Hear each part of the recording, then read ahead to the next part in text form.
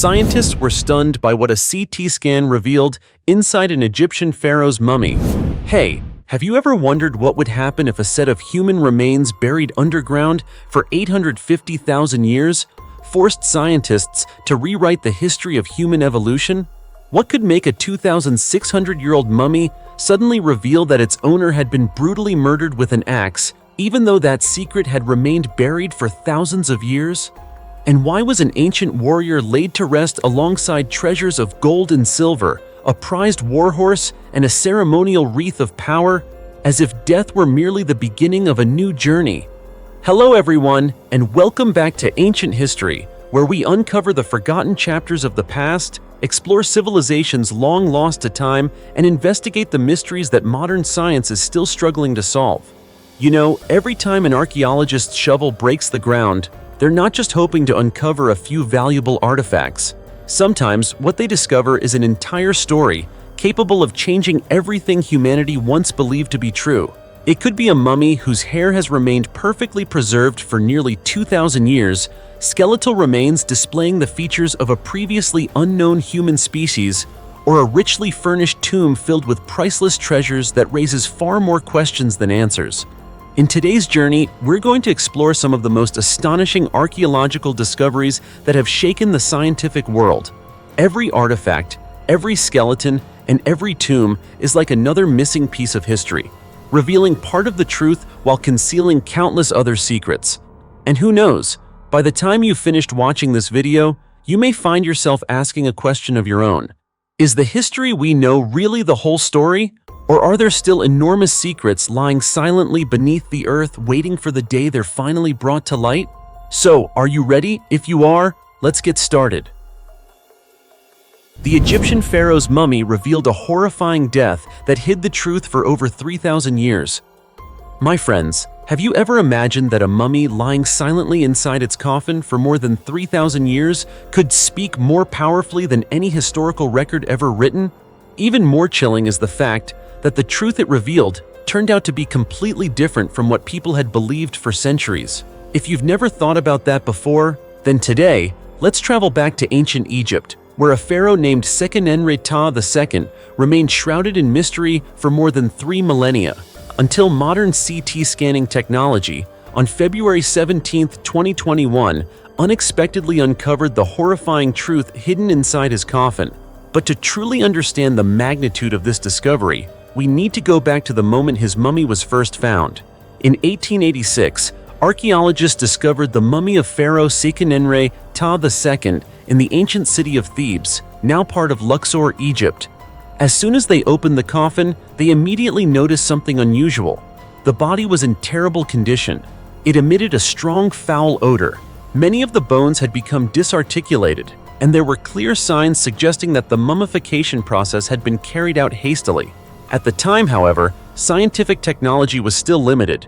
Researchers could only examine the mummy externally and propose that the pharaoh might have died in battle or been assassinated during an internal coup. The mystery then remained unsolved for more than a century. It wasn't until 2021, when scientists performed a modern CT scan on the mummy, that the full story finally came to light. The three-dimensional analysis from multiple angles left researchers stunned. The pharaoh's skull contained numerous severe injuries, revealing that he had suffered an exceptionally violent death. Most notably, there was a deep slash across his forehead measuring approximately 2.8 inches, likely inflicted by an axe or a sword. That wound alone would have been enough to cause instant death. But that wasn't all. Just above his right eye was another sharp wound, measuring about 1.3 inches, also determined to have been caused by a bladed weapon.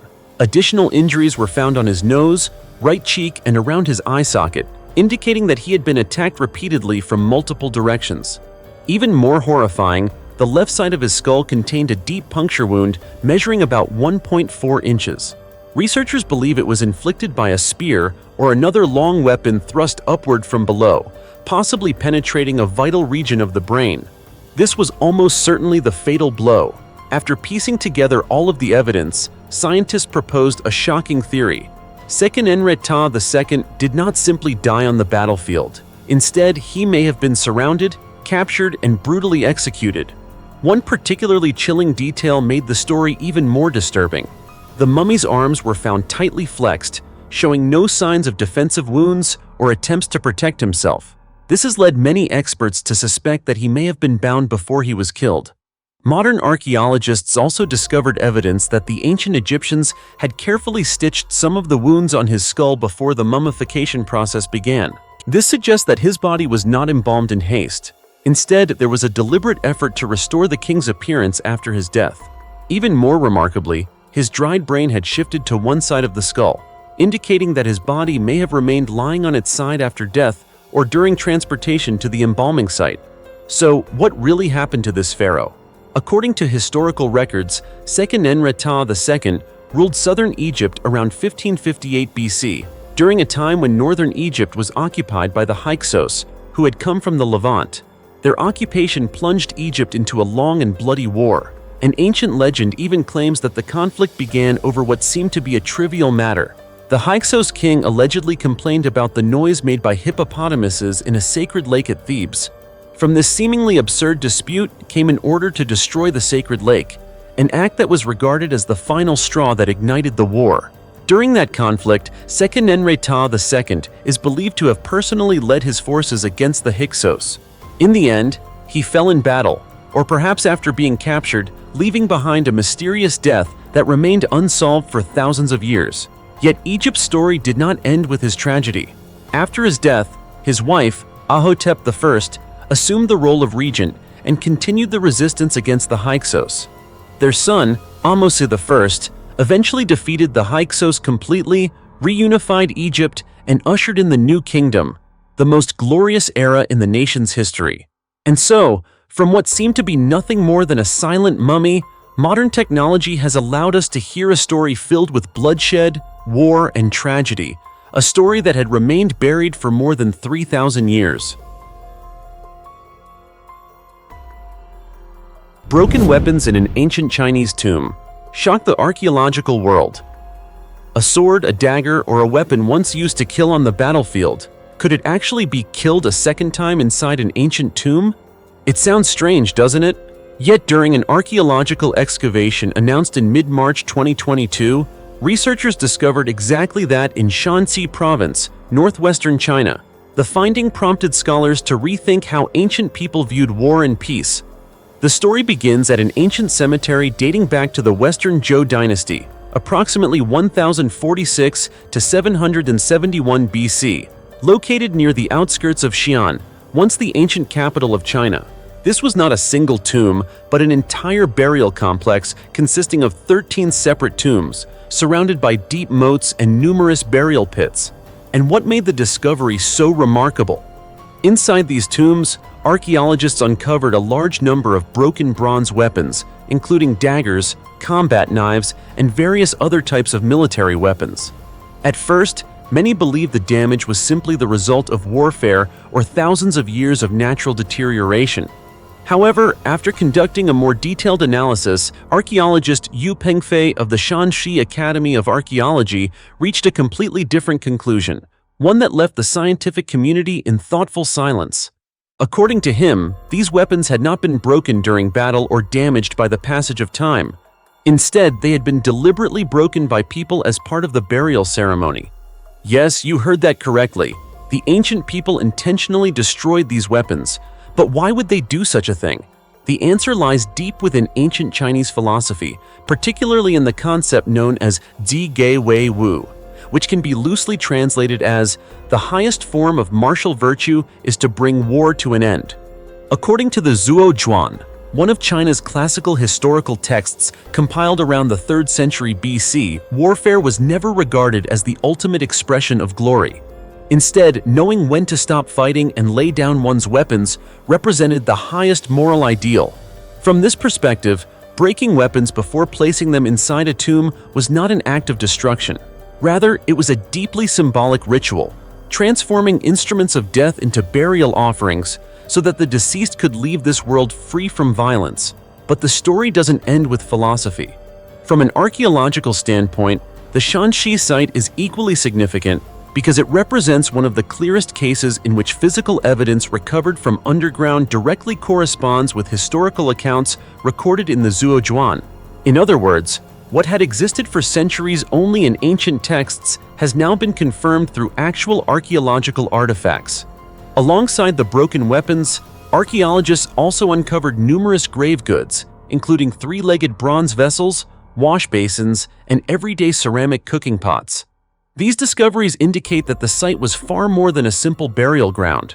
It reflected an elaborate system of funerary rituals as well as the sophisticated social beliefs of the Western Zhou people. Looking at the broader historical context, however, the Western Zhou period was far from peaceful. Although the dynasty was founded on the concept of the mandate of heaven, the belief that the right to rule was granted by heaven, the kingdom soon descended into turmoil following the death of King Wu of Zhou around 1043 BC. Power struggles among members of the royal family erupted, gradually turning the kingdom into a fragmented landscape filled with conflict. These turbulent events were recorded in the Zhuojuan, and now remarkably, they are echoed once again through the archaeological evidence uncovered in the ancient tombs of Shanxi. 3 ancient tombs, beneath a student dormitory in Rome, contained strange objects that left archaeologists stunned. Beneath the site of a future student dormitory, a place where people would one day walk, study, and go about their daily lives, lay an ancient cemetery more than 1,800 years old, completely unknown to the modern world. It sounds like something straight out of a movie, doesn't it? But this actually happened in 2023 in the Via Ostiense district, south of Rome, Italy, near the famous Basilica of St. Paul outside the walls. What makes this discovery even more remarkable is that it wasn't part of a planned archaeological expedition. Instead, it was a preventive excavation ordered by Italy's Ministry of Culture before construction began on a new student dormitory. At the time, no one imagined that beneath what seemed like ordinary ground lay a mystery that had remained buried for nearly 2,000 years. It wasn't until archaeologists began digging deeper that they uncovered a previously undocumented section of the ancient Ostiense necropolis, a cemetery first identified in 1919 but never fully excavated.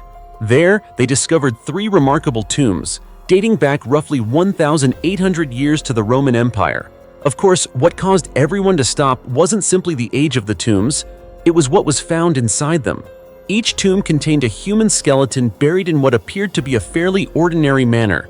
However, one unsettling detail immediately caught the attention of archaeologists. Every skeleton had an iron nail placed directly on its chest. Can you picture that? A cold piece of iron resting squarely on the body of the deceased, and it clearly wasn't there by accident.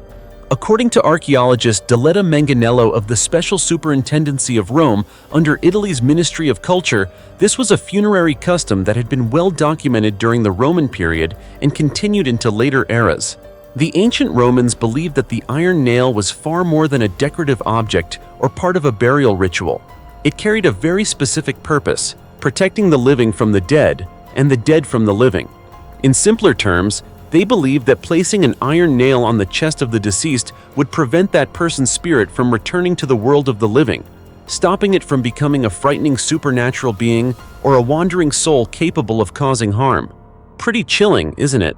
But the story doesn't end with those 3 unusual tombs. As the excavation expanded, archaeologists uncovered many more well-preserved burials from the same period, along with an extraordinarily complex funerary architectural system. They identified a group of 5 Roman imperial funerary structures, buried only about 3.3 feet below the surface. The buildings were aligned along a northeast to southwest axis, featured rectangular floor plans, and were topped with vaulted ceilings. In front of them stood 2 smaller structures, while another building had been constructed at a right angle, creating a layout that was clearly intentional rather than random. It resembled a carefully planned cemetery complex. And that's not all. Nearby, archaeologists also uncovered a semicircular hall and a large brick-built chamber that still preserved traces of its original stone mosaic floor. Unfortunately, the exact purpose of these structures remains unknown. Researchers continue to excavate and analyze the site in hopes of better understanding the role these buildings played within the ancient cemetery. Looking at the site as a whole, archaeologists came to an important realization. This wasn't simply an ancient graveyard. It was a physical record of Rome's layered history. The area began as a relatively simple cemetery before gradually expanding into increasingly elaborate burial complexes during late antiquity. Some tombs were even constructed immediately beside or directly above earlier burials, separated by walls built from volcanic stone, almost as if each chapter of history had been frozen beneath the ground. Think about that for a moment. Directly beneath the place where modern workers were preparing to build a student dormitory, a place where future students would live and study, lay an entirely different world, one shaped by beliefs about life, death, and the human soul nearly 2,000 years ago. So here's the question: were those iron nails truly meant to protect people? Or were they simply a reflection of the ancient Romans' fear of things they could never fully understand? What do you think? Do you have your own answer? As for me, I have to admit that even now I'm still not entirely sure what to believe. 37 human skeletons in Laos's Plain of Jars reveal a 1,000-year-old mystery that remains unsolved. My friends, have you ever stood in the middle of a quiet field, looked at enormous stone jars scattered across the hills, and wondered who made these and what was really inside them? It's a difficult question to answer. In fact, it almost sounds like the beginning of a legend, doesn't it? Yet this is one of Southeast Asia's greatest archaeological mysteries. It wasn't until a series of excavations carried out between 2022 and 2024 on the Zhengkoang Plateau in northern Laos that scientists finally began moving closer to an answer. Stretching across rolling grasslands, forests, and peaceful valleys, the region of Zhengkoang is home to thousands of gigantic stone jars. Some stand taller than an adult, while others weigh several tons. They are scattered across the landscape as though someone deliberately placed them there in a distant age long forgotten. For nearly a century, no one knew their true purpose. Some believed they were used to store water. Others suggested they were fermentation vessels for rice wine. There were even theories that they served as ancient grain storage containers. Everything began to change when archaeologists expanded their excavations at Site 75. Located about 43.5 miles northeast of Phonsavan during research campaigns conducted between 2022 and 2024. There, they opened one particularly remarkable stone jar, known simply as Jar Number 1. The jar stands approximately 4.3 feet tall, with a base measuring more than 6.6 feet across. But what astonished everyone wasn't an artifact, it was human remains. Even more surprising, it wasn't just one individual. Across the entire excavation associated with this stone jar complex, archaeologists identified the remains of at least 37 people. Yes, you heard that correctly. 37 individuals had rested silently among these giant stone jars on the Laotian Plateau for more than 1,000 years. As scientists examined the remains more closely, they noticed something extraordinary. The skeletons had not been placed inside the jars as complete bodies. Instead, the bones had been arranged deliberately. Long bones had been carefully positioned along the inner edges of the jars, while fragments of skulls had been grouped together separately. Smaller bones were scarce, suggesting they had been intentionally removed during the burial process. This led researchers to an important conclusion. These were examples of secondary burials. In other words, the deceased were not placed into the jars immediately after death. Their bodies had first been allowed to decompose elsewhere, after which the bones were carefully collected and transferred into the jars as part of a special ritual. But the story doesn't end there. During the excavation, archaeologists also found evidence suggesting that some of the skeletal remains had been rearranged by hand. In a few cases, the connection between the skull and the jawbone was still intact, almost as though the body had originally been placed inside while it was still relatively complete. Even more intriguing, at least 2 individuals showed clear signs of intentional tooth extraction, an act believed to have been part of a ritual or religious practice rather than the result of natural causes. So who were these people? Where did they come from? And how were they able to create an entire landscape filled with enormous stone jars in the middle of this remote plateau? The artifacts found alongside the human remains have provided some fascinating clues. Among the 37 individuals, researchers recovered 20 glass beads. Chemical analysis revealed that these beads came from a remarkably diverse range of places. Some originated in South Asia, particularly southeastern India. Others showed connections to the Middle East. Still others suggested links to southeastern China or northern Vietnam. These discoveries point to a remarkable conclusion. The Plain of Jars was far from isolated. Instead, it appears to have been part of an extensive trade network stretching across ancient Asia. Yet the question that continues to puzzle researchers is something else entirely. To this day, archaeologists have not found any settlement large enough to explain who built these massive stone jars, or how they transported multi-ton stone blocks onto this remote plateau. Radiocarbon dating indicates that these burials were used between approximately AD 890 and AD 1160, spanning nearly 270 years. That means this wasn't a site used only once. It was a ceremonial place that people returned to generation after generation. Many researchers now believe it may have served as an ancestral shrine or a family burial site, where communities honored and preserved the memory of their deceased relatives over centuries. So, from what once appeared to be nothing more than a silent field, Sheng Kuang has revealed a mystery that has endured for more than 1,000 years. These giant stone jars were likely far more than simple containers, as many once believed. They may have formed part of a sophisticated spiritual and ceremonial system, where life and death remained connected across generations. Isn't that both astonishing and fascinating? 2,100-year-old skeleton, wearing an exquisite golden wreath discovered in Bulgaria. The story began recently when a construction crew was preparing the ground for a solar park project in the Sakar Mountains of southeastern Bulgaria. The moment an excavator struck an unusual underground structure, work came to an immediate halt. Archaeologists were quickly called to the site. And you know what? The instant they descended into the excavation, they were met with a sight so astonishing that the entire team fell silent. Before them lay the skeleton of a Thracian warrior, buried with extraordinary honor and respect. Beside him rested the remains of his warhorse, the faithful companion that had once carried him into battle more than 2 millennia ago.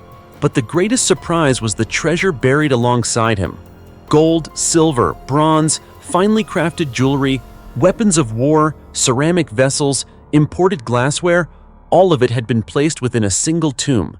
It was a display of wealth so extraordinary that even many neighboring civilizations of the same era would have found it impressive. Researchers from the National Archaeological Institute with Museum of Bulgaria, led by Dr. Daniela Agre, quickly began investigating the discovery. They gave the mysterious individual a fitting title, the Lord of Sakar. Preliminary analysis indicates that the man was between 35 and 40 years old when he died and lived during the late Hellenistic period, around 150 to 100 BC.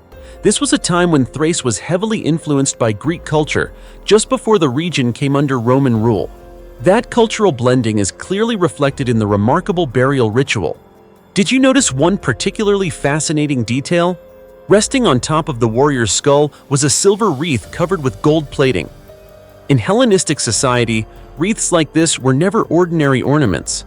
They were reserved for leaders, powerful figures, or individuals honored for extraordinary achievements. That tells us something very important. This man was far more than an ordinary warrior. The tomb also contained numerous other valuable artifacts, including silver bracelets, rings, brooches, iron spears, a battle shield, and, most notably, a Greek-style spear adorned with gemstones, a weapon that symbolized both military strength and elite social status. Even his horse received a burial worthy of a true warrior. Its bridle and saddle were decorated with gold, silver, and bronze, featuring scenes inspired by Greek mythology. Among the most striking decorations was the image of Hercules battling a giant monster, a timeless symbol of strength and victory. On the horse's head, archaeologists also discovered a small golden snake-shaped ornament, an object believed to have carried sacred religious significance in the ancient world. Clearly, the Thracians regarded their war horses as far more than transportation. To them, the horse was an extension of the warrior's very soul.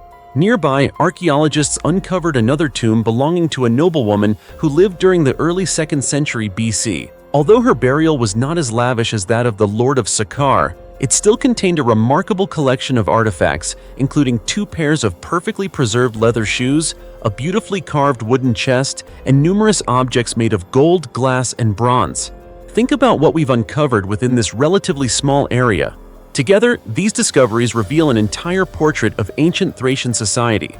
From powerful warriors and their loyal horses to members of an elegant and sophisticated aristocracy. 11 300,000-year-old skeletons reveal humans in the middle of evolving into modern people.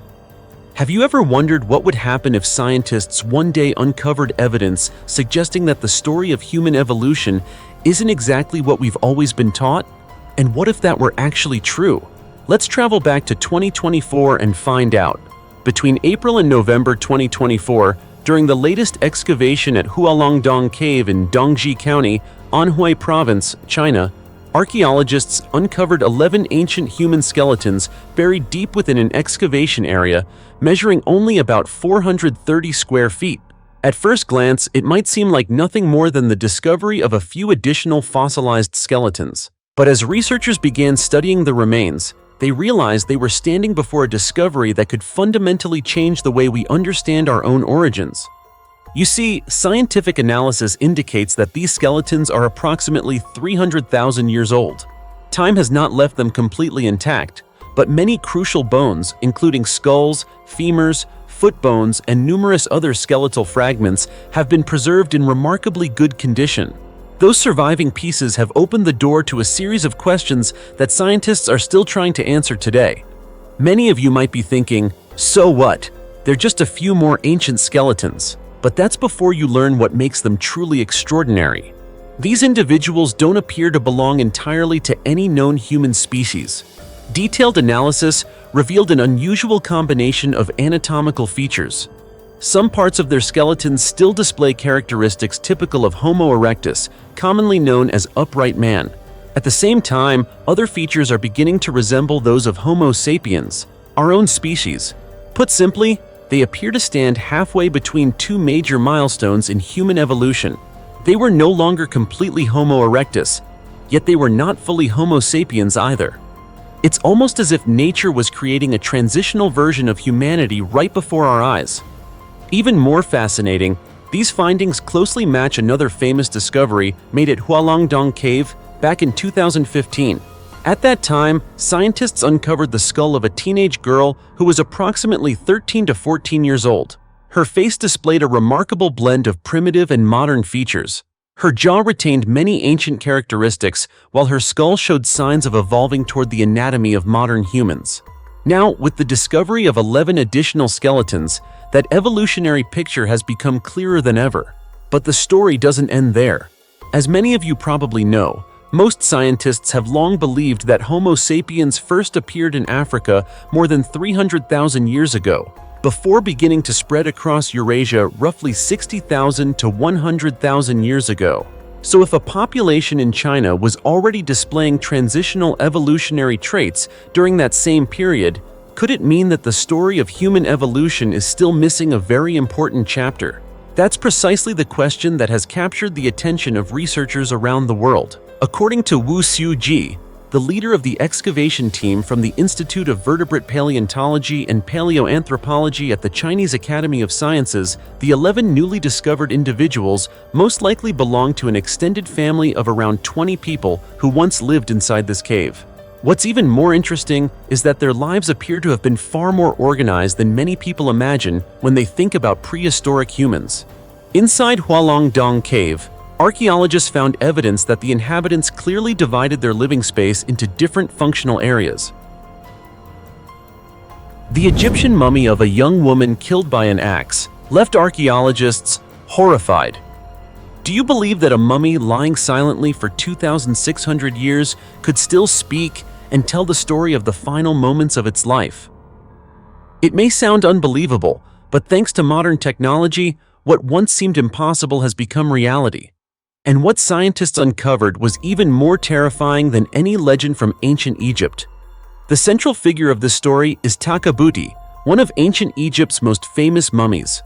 She was the first Egyptian mummy ever brought to Northern Ireland following the wave of mummy trading that took place after the Napoleonic Wars, and her coffin was opened for the first time in 1835.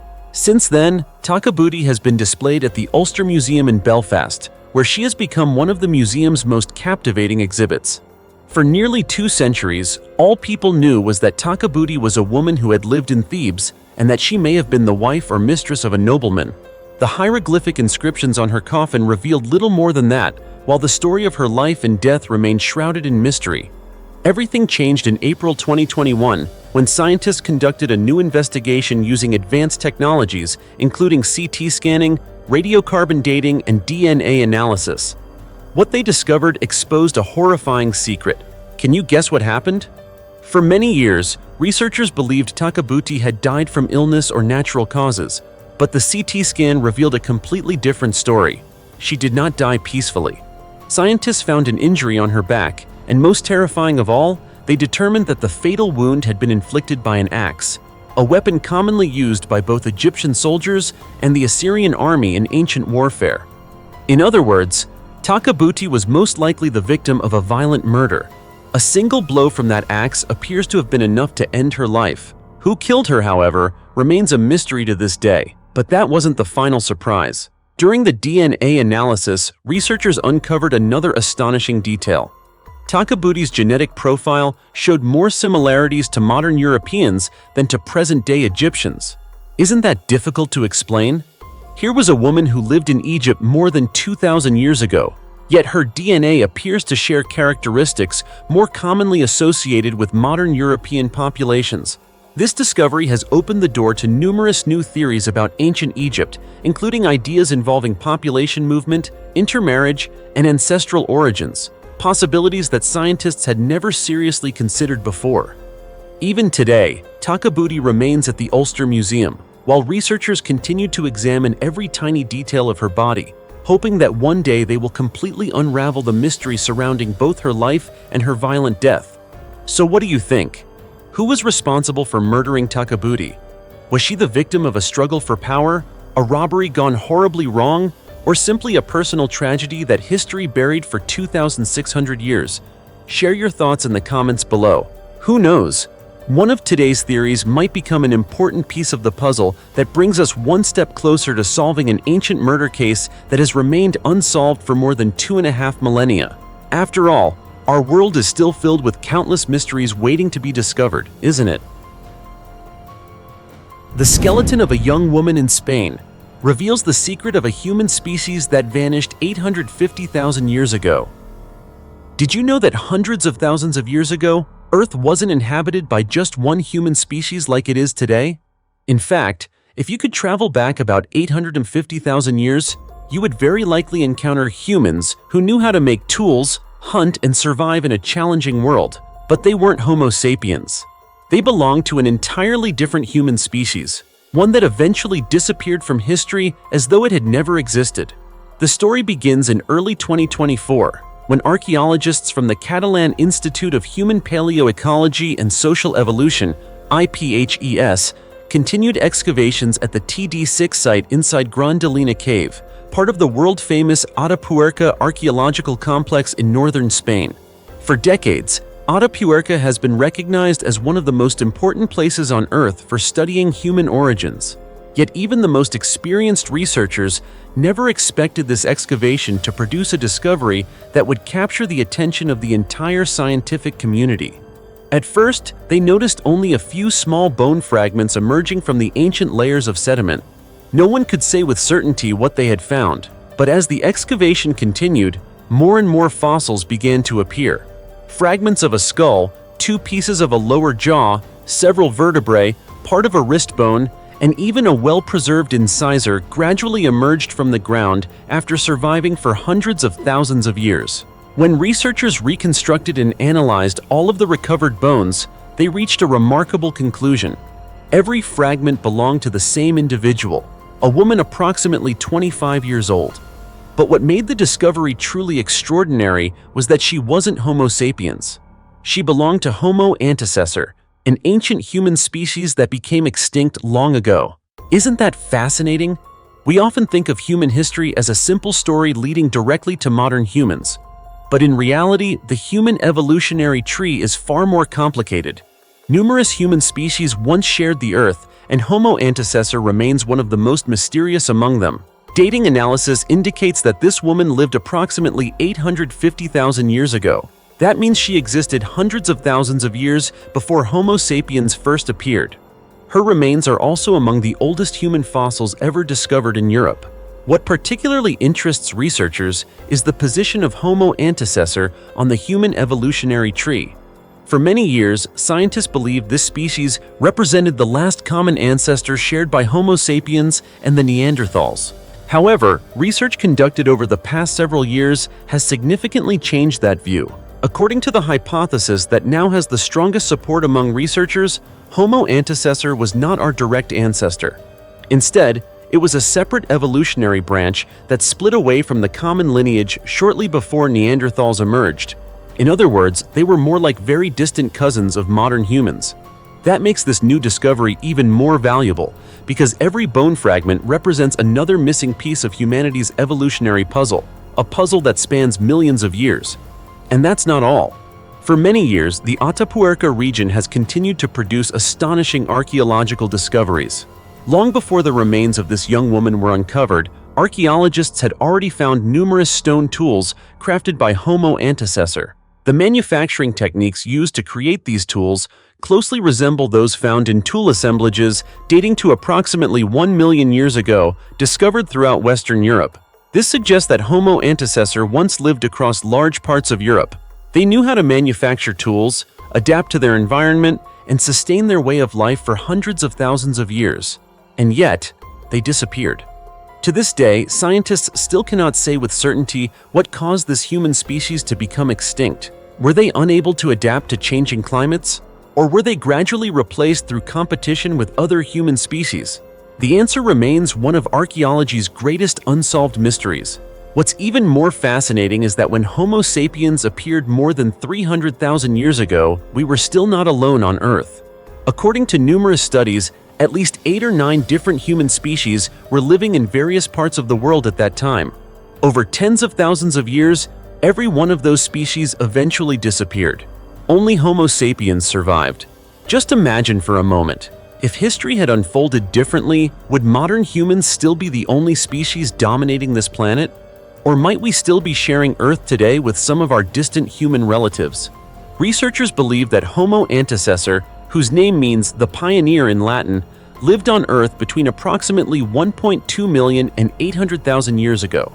This species was first discovered at Grandolina Cave in the Atapuerca Archaeological Complex in 1994. And in 1997, it was officially recognized as a distinct human species. Perhaps this 850,000-year-old woman is telling us more than the story of a single individual who lived and died long ago. Perhaps she is reminding us that the history of human evolution is still filled with enormous gaps, and perhaps beneath what appear to be ordinary layers of rock and soil around the world, there are still discoveries waiting to be uncovered. Discoveries powerful enough to force us to rewrite everything we think we know about human origins. What do you think? Do you believe there are still major chapters of human history waiting to be discovered? Don't hesitate to share your thoughts in the comments below. We'd love to hear what you think.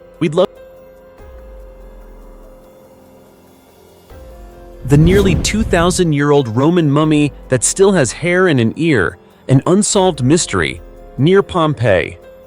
An ancient Roman tomb was discovered containing not only a few dry bones, but also hair still attached to the skull, and even one ear still intact after nearly 2,000 years. Sounds like something out of a movie, doesn't it? Yet this discovery actually happened just outside the ancient city of Pompeii, Italy, which was famously buried by the eruption of Mount Vesuvius in 79 AD. Archaeologists uncovered a tomb so unusual that it immediately raised new questions about ancient Roman burial practices. What makes the discovery even more interesting is that the man in the tomb had died before the eruption of Mount Vesuvius, meaning he was not one of the famous victims preserved by volcanic ash. And yet, nearly 2 millennia later, his body was preserved in a way that even experts could not immediately explain. The discovery took place during excavations at the Porta Sarno necropolis, located just outside the Porta di Nola gate of Pompeii. This area was known as the resting place of many individuals of high social status in Roman society. But among the many ancient graves, one tomb stood out and forced researchers to stop and take a closer look. Inside, they found a small rectangular chamber, whose outer walls still preserve traces of blue paint and plant motifs painted nearly 2,000 years ago.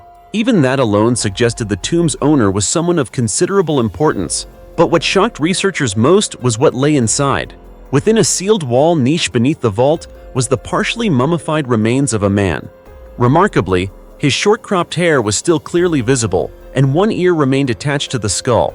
After nearly 2 millennia, these soft tissues should have long since decomposed. Isn't that strange? At the time, cremation was the most common burial practice in Pompeii under Roman customs, so even a full-body burial was rare, let alone one where so much physical detail remained preserved. Based on inscriptions found on the tomb, archaeologists identified the man as Marcus Venerius Secundio, who died at around 60 years of age. His life was just as remarkable as his tomb. Historical records and inscriptions reveal that Marcus had once been a slave serving at the temple of the goddess Venus. After many years, he was granted freedom and gradually rose in social status. Eventually, he became a priest in the imperial cult, performing rituals honoring Emperor Augustus, the first emperor of the Roman Empire. A journey from slavery to priesthood and wealth was far from common in Roman society, but the story doesn't end there. The inscriptions also revealed another crucial detail. Marcus organized performances conducted in both Latin and Greek. It may sound ordinary at first, but experts say this is the first direct evidence that Greek-language performances were ever held in Pompeii. This suggests a highly open society where multiple cultures coexisted and influenced one another.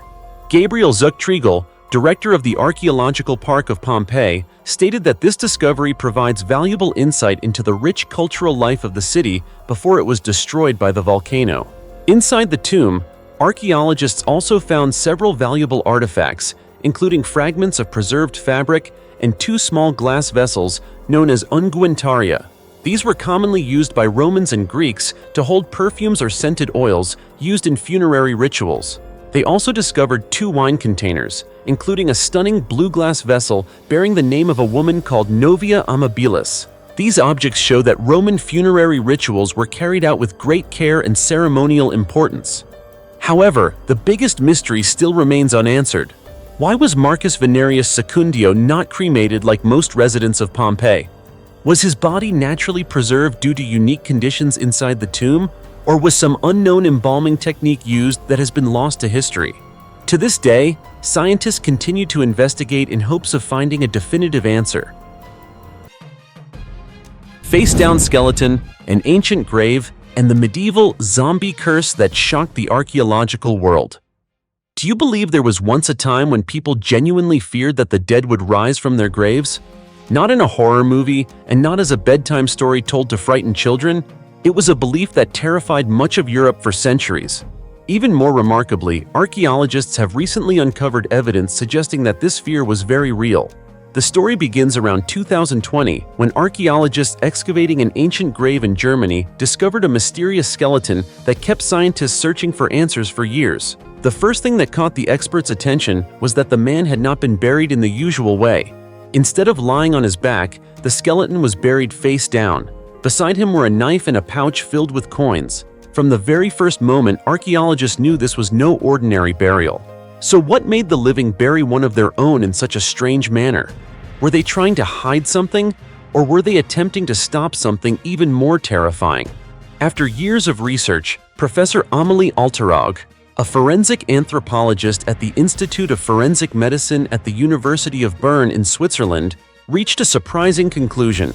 The skeleton belonged to a man who died of the plague sometime between 1630 and 1650, during the period when the Black Death was still spreading terror across many parts of Europe. But what astonished researchers was not simply the cause of death, it was the reason he had been deliberately buried face down. According to a study published in the scientific journal PLOS One, Professor Alteroja concluded that this burial position was no accident. People at the time believed it would prevent the deceased from becoming one of the undead, keeping him from digging his way out of the grave and returning to haunt the living. It sounds unbelievable, doesn't it? But that's only the beginning of the story. To test this hypothesis, Professor Alteroja and her colleague, Sandra Losch, examined nearly 100 ancient graves excavated across Germany, Switzerland, and Austria, spanning almost 900 years of history. the results were astonishing. Most of the face-down burials dated to periods when plague outbreaks were at their worst. This suggested that the burial was far from an isolated case. It was actually a fairly widespread funerary practice during times when people lived under the constant fear of devastating epidemics. Researchers also found references in numerous historical texts to a creature known as the Noxerer, which roughly translates to corpse devourer, and is often compared to what we would now call a zombie. According to medieval beliefs, those who died from the plague could return from the dead, continuing to spread disease and death throughout their communities. Another study published by National Geographic found that beginning around 1347, when the plague swept across Europe and claimed the lives of tens of millions of people, communities began adopting unusual burial rituals designed to prevent vampires, or the undead, from escaping their graves. But the question that fascinates many people most is this: why did they believe such things? According to Professor Altaraga, the answer lies in the natural process of human decomposition. After someone died from the plague, gases accumulating inside the body often caused it to swell, sometimes producing strange noises. As soft tissues shrank, the hair and fingernails appeared to continue growing. During decomposition, joints could also produce unsettling sounds. Even more disturbing, some bodies appeared to be biting their own flesh or chewing on the burial shroud wrapped around them. With the limited scientific knowledge available at the time, all of these natural phenomena were interpreted as proof that the dead were slowly coming back to life. Professor Altaraga also explained that before the 14th century, Europeans had little or no clear concept of vampires or the undead.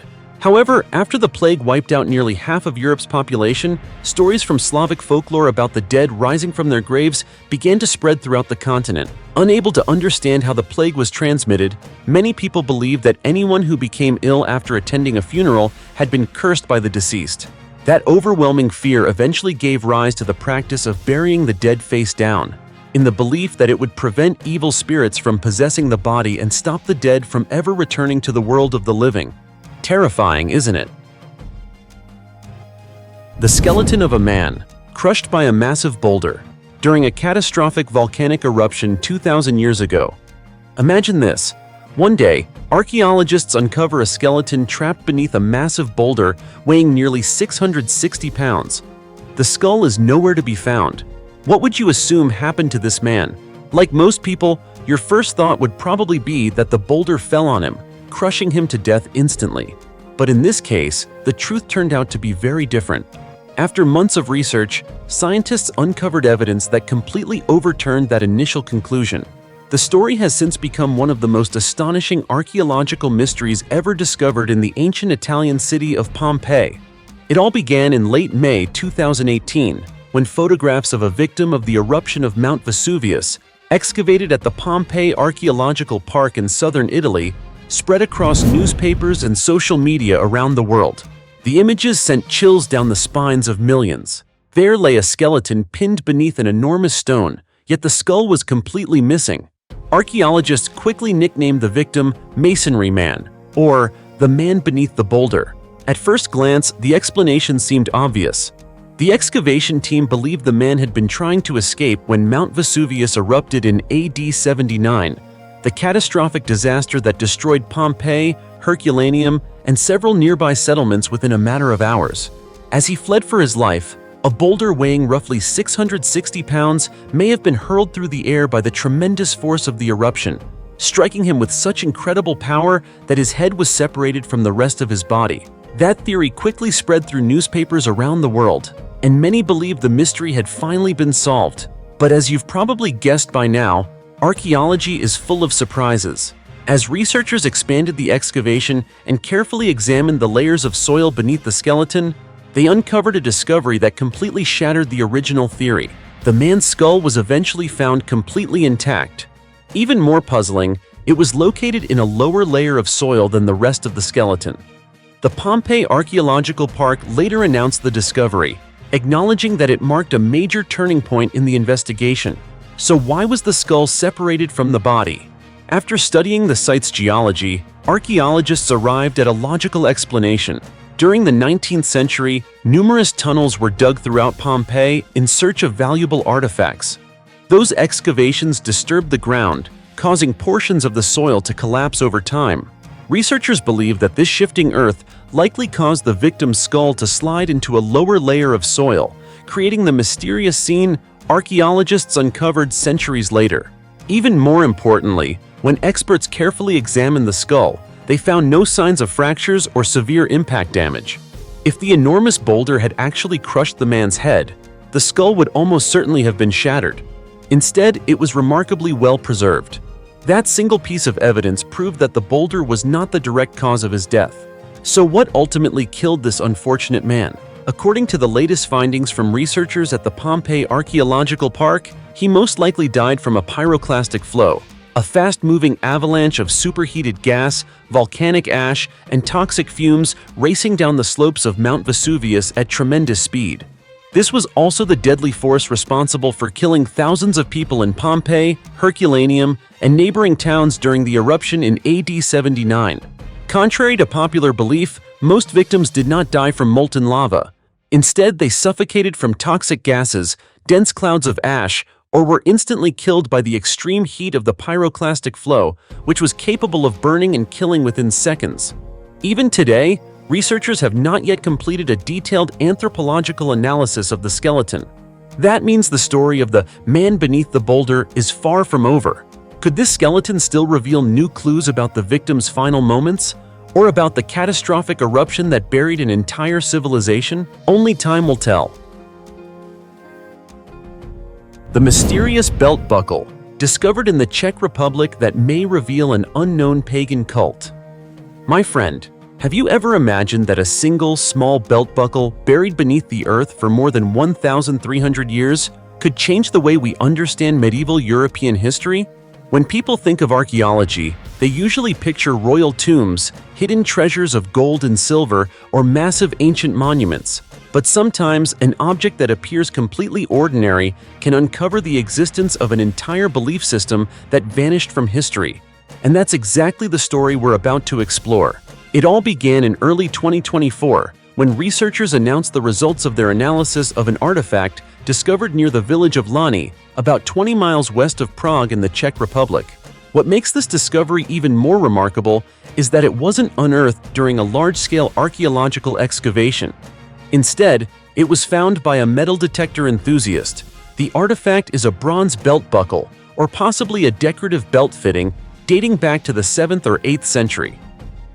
At first glance, it doesn't seem particularly extraordinary, but at its center is a strange carved image, unlike anything most people would expect. It depicts either a serpent or a dragon swallowing a creature that resembles a frog. Now think about that for a moment. Why would people over 1,300 years ago choose such a bizarre image to decorate something they wore every day? Was it simply an artistic design, or was it carrying a message that we're only beginning to understand today? At first, archaeologists believed the object was one of a kind, but the more they investigated, the more complicated the story became. Over the past several decades, nearly identical artifacts have been unearthed in Germany, Hungary, and several other locations throughout the Czech Republic. The remarkable similarity among these objects raised an important question. Could all of these buckles share the same origin? And could they be connected to a mysterious community that once existed in Central Europe more than 1,000 years ago? The boldest theory came from Jiří Makáček, an archaeologist at Masaryk University in the city of Brno. He believes these artifacts may represent the first evidence of a previously unknown pagan cult that connected different communities across Central Europe before Christianity became the region's dominant religion. According to Makáček, the image of a serpent or dragon devouring another creature appears in the mythologies of the Germanic peoples, the Avars, and the Slavs. Although no one today knows exactly what the symbol originally meant, it was clearly a familiar image shared by many cultures living throughout Central Europe during the early Middle Ages. Of course, this theory isn't based on speculation alone. In January 2024, the research team published its findings in the Journal of Archaeological Science, describing 4 nearly identical artifacts in remarkable detail. Besides the buckle discovered near Lani, another was found near Iffeldorf in southern Germany, approximately 200 miles southwest of Lani. A third was discovered near Zambék in Hungary, roughly 280 miles southeast, while the fourth came from near the town of Nový Bydžov in the Czech Republic, about 68 miles east of Lani. The appearance of nearly identical artifacts across several different countries suggests that these communities shared connections that historians had never previously recognized. Earlier research has shown that this style of belt fitting was commonly produced in Central Europe during the 7th and 8th centuries and was widely worn by the Avars. The Avars were a nomadic people believed to have originated on the Eurasian steppes before settling in the Carpathian Basin, located primarily in present-day Hungary around the 6th century. After establishing a vast nomadic empire known as the Avar Khaganate that stretched across much of Central Europe, they spread not only their political influence but also their distinctive style of dress.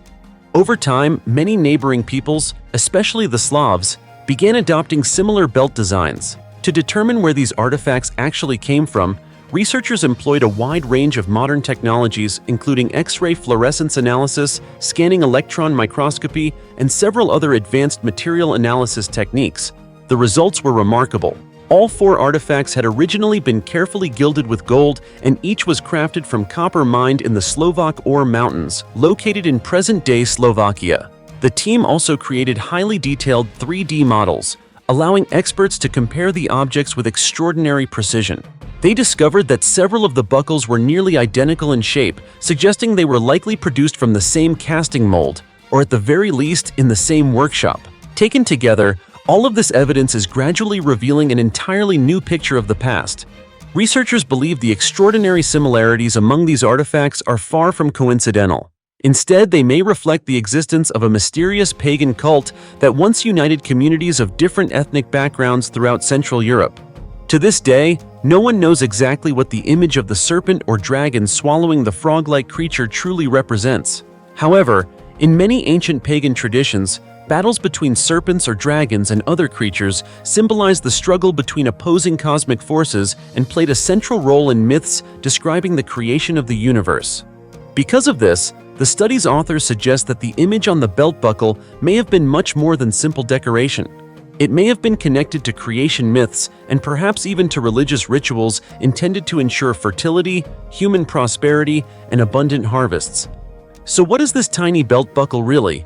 Was it simply a fashionable accessory worn by the Avars? Or could it be the very first piece of evidence leading us toward a forgotten religion that disappeared from history more than 1,000 years ago?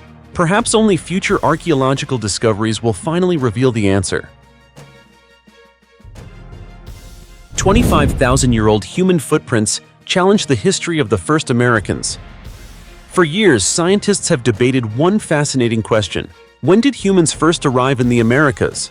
I think you've probably wondered about that yourself at some point. Many researchers have long believed that the first humans reached this continent just a little over 10,000 years ago. Honestly, I used to think the same thing. But an astonishing archaeological discovery in Mexico has shaken that theory to its core. And what's truly remarkable is that this time, the evidence isn't a complete skeleton or a priceless artifact. It's simply a series of human footprints preserved in the ground for tens of thousands of years. So who made these footprints? When were they left behind? And could they really be enough to rewrite the story of humanity's first journey into the Americas? Let's find out. The story began when Mexico's National Institute of Anthropology and History, INAH, announced an extraordinary discovery in the Tarahumara Mountains of the northern state of Chihuahua. While surveying the Ahuatos Valley, archaeologists uncovered several remarkably well-preserved ancient human footprints. After analyzing them, researchers estimated that the footprints range in age from approximately 4,500 years old to possibly as old as 25,000 years. If the oldest date is confirmed by future studies, these footprints could become some of the earliest evidence of human presence anywhere in the Americas. What especially caught the attention of researchers was that the footprints did not belong to just one individual. Scientists determined that they were left by at least 4 adults and 1 young child. Just imagine that for a moment. Tens of thousands of years ago, a small group of people walked across that very landscape, leaving footprints that we can still see today. It's almost as if our distant ancestors unknowingly left behind a message that has traveled across time. After taking detailed measurements, experts found that the largest footprint measured about 10.2 inches long, most likely belonging to an adult man. The smallest footprint measured only about 6.7 inches and was identified as the right foot of a boy around 3 to 4 years old. That single detail allowed archaeologists to picture something remarkable. Both adults and children had once been present at this site, suggesting that it may have been home to a community, or at least a group traveling together, rather than the isolated tracks of a lone individual. But the story doesn't end there. About 31 miles from where the footprints were discovered, archaeologists identified 5 ancient caves filled with evidence of prehistoric human activity. The cave walls and ceilings still preserve numerous ancient paintings believed to date to the prehistoric, Lithic, and even the colonial periods. These paintings serve almost like an illustrated historical record, offering a glimpse into the daily lives and spiritual world of the people who once inhabited the Tarahumara Mountains thousands of years ago.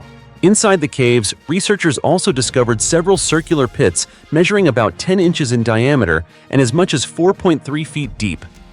According to archaeologists, these were not natural formations, but food storage pits intentionally dug by ancient people. This discovery suggests that the region's earliest inhabitants were not merely passing through. They had already developed ways to store food for long-term survival. That points to a much higher level of environmental adaptation than scientists had previously believed. By combining the evidence from the ancient footprints, the cave paintings, and the food storage pits, researchers propose that humans may have occupied this region as early as the Pleistocene epoch, which ended about 12,000 years ago. More importantly, if the estimated age of 25,000 years is confirmed by future research, the history of human settlement in the Americas may need to be completely rewritten. Until now, the oldest widely recognized evidence of humans in the Americas has often been the famous skeleton known as the Naharan woman, discovered in a cave in the southeastern Mexican state of Quintana Roo and dated to approximately 11,600 years old. However, the newly discovered footprints in the Tarahumara Mountains may be far older than that. If future studies confirm these findings, this will be much more than just another archaeological discovery. It could become the evidence that fundamentally changes our understanding of when the very first humans arrived in the Americas. Pretty incredible, isn't it? 500-year-old wall, built from human bones, inside an ancient church in Belgium, reveals a medieval secret. Imagine stepping inside a centuries-old church and discovering that some of its walls weren't built from bricks or stone, but from hundreds of real human bones. How do you think you would feel if you saw something like that with your own eyes? Honestly, just hearing about it is enough to send chills down my spine. My first thought was that it sounded like something straight out of a horror movie, but unbelievably, this discovery is completely real. What's even more astonishing is that archaeologists say these eerie walls were not the result of a dark ritual or a horrific massacre. Instead, they reflect the religious beliefs of medieval society and reveal how people of that era understood life, death, and the afterlife. The story began when archaeologists carried out excavations inside St. Bavo's Church in the city of Ghent, Belgium. While investigating the church's foundations, they made an extraordinary discovery: a series of walls constructed entirely from human bones. As the first layers of soil were carefully removed, every member of the excavation team was left stunned. Before them stood rows of human bones that had been deliberately stacked and carefully arranged, rather than randomly buried over time. According to the initial analysis, these walls were built during the 17th century, making them more than 500 years old. What made the discovery even more remarkable was the building material itself. Instead of bricks or stone, the walls were constructed primarily from the femurs and tibias of adult humans, with several skulls placed at various points throughout the structure. It is an exceptionally rare type of construction. Janiek de Grijs, the leader of the research team, said that nothing like this had ever been discovered in Ghent before, and that many questions surrounding the site remain unanswered. At first glance, many people assumed the walls were evidence of a war, a deadly epidemic, or perhaps even some kind of sacrificial ritual. But after carefully studying the site, archaeologists reached a completely different conclusion. According to their findings, the walls were most likely built when the church cemetery was being removed or renovated. At that time, workers had to relocate a large number of human remains that had been buried there for centuries. However, religious beliefs of the period did not permit simply discarding the bones of the deceased. Instead, people chose a solution that was both practical and respectful. They reused the skeletal remains to construct new burial structures or ossuary walls where the bones could continue to be preserved with dignity. When researchers analyzed the age of the skeletal remains, they discovered that many of the bones dated back to the 15th century, approximately 200 years older than the walls themselves. In other words, the individuals whose bones were incorporated into these walls had died long before the structures were ever built. This finding strongly supports the theory that the remains had been relocated from an older cemetery rather than belonging to victims of a single event. But why did people during the Middle Ages place such importance on preserving human bones? According to researchers, the answer lies in their religious beliefs. Medieval Christians believed that one day the dead would experience a bodily resurrection. Because of this belief, the skeleton was considered the most important part of a person that remained after death. That is also why many graves from this period were built close to church walls, in the hope that the deceased would rest near the holiest place possible while awaiting resurrection. Another detail that drew the researchers' attention was that most of the bones used in the walls consisted of adult femurs, tibias, and skulls. Smaller bones, such as ribs, vertebrae, hand bones, foot bones, and the remains of children were found only rarely. Jeannette de Gries explained that when workers cleared the cemetery centuries ago, they likely didn't have enough time to recover every small bone, many of which would have been easily lost after years of burial. Large bones like femurs and skulls were much easier to recognize, collect, and transport, making them the most practical choice for constructing the walls.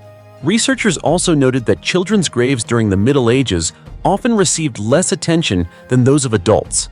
As a result, children's remains appear only rarely within this remarkable structure. This detail not only sheds light on how cemeteries were managed centuries ago, but also provides valuable insight into the social customs and religious beliefs of medieval society. Today, the bone walls inside St. Bavo's Church remain one of the strangest and most haunting archaeological discoveries ever documented in Europe. Yet behind their unsettling appearance lies no story of violence or mysterious rituals. Instead, they stand as powerful evidence of how people in the Middle Ages honored and preserved the remains of their ancestors according to the religious beliefs of their time. Fascinating, isn't it? The 2,600-year-old palace, hidden beneath the tomb of the prophet Jonah. Do you believe that some of the greatest archaeological discoveries can sometimes be revealed only after a devastating war? It may sound unbelievable, but that is exactly what happened in Iraq. For decades, archaeologists had been circulating an ancient rumor that beneath the tomb of the prophet Jonah lay a massive palace of the Assyrian Empire. Many searches were carried out over the years, but all of them ended in failure. Yet what archaeologists were unable to uncover for decades was unexpectedly revealed by tunnels dug by ISIS militants. The story begins in 2017. Shortly after Iraqi forces regained control of eastern Mosul from the so-called Islamic State, ISIS. While assessing the damage at the Nebi Yunus shrine, believed by locals to be the tomb of the prophet Jonah, archaeologists unexpectedly discovered a network of secret tunnels deep beneath the rubble. At first, they assumed these tunnels had been dug by ISIS to hide or smuggle artifacts, but as they went deeper, they encountered something no one could have imagined. Beneath the ground lay an ancient palace dating back approximately 2,600 years from the time of the Assyrian Empire, one of the most powerful civilizations of ancient Mesopotamia. According to Iraqi archaeologists, this is an extremely significant discovery, as no historical records had ever confirmed the existence of such a structure directly beneath the tomb of the prophet Jonah. This means that a part of Assyrian history had remained buried and unknown for more than 2 millennia. As the team explored further inside the palace, they discovered beautifully preserved carvings that had survived thousands of years. The most striking among them is an image of an Assyrian goddess, believed to be the deity associated with the Fountain of Life, intricately carved into the stone walls. Despite the passage of time and countless historical upheavals, these carvings still reflect the extraordinary artistic and engineering skill of the ancient Assyrians. However, this discovery is also tied to a deeply tragic story. The Nebi Yunus shrine was destroyed by ISIS in 2014, shortly after the group took control of Mosul. For millions of Muslims and Christians, this was a sacred site associated with the prophet Jonah, and its destruction sparked global outrage.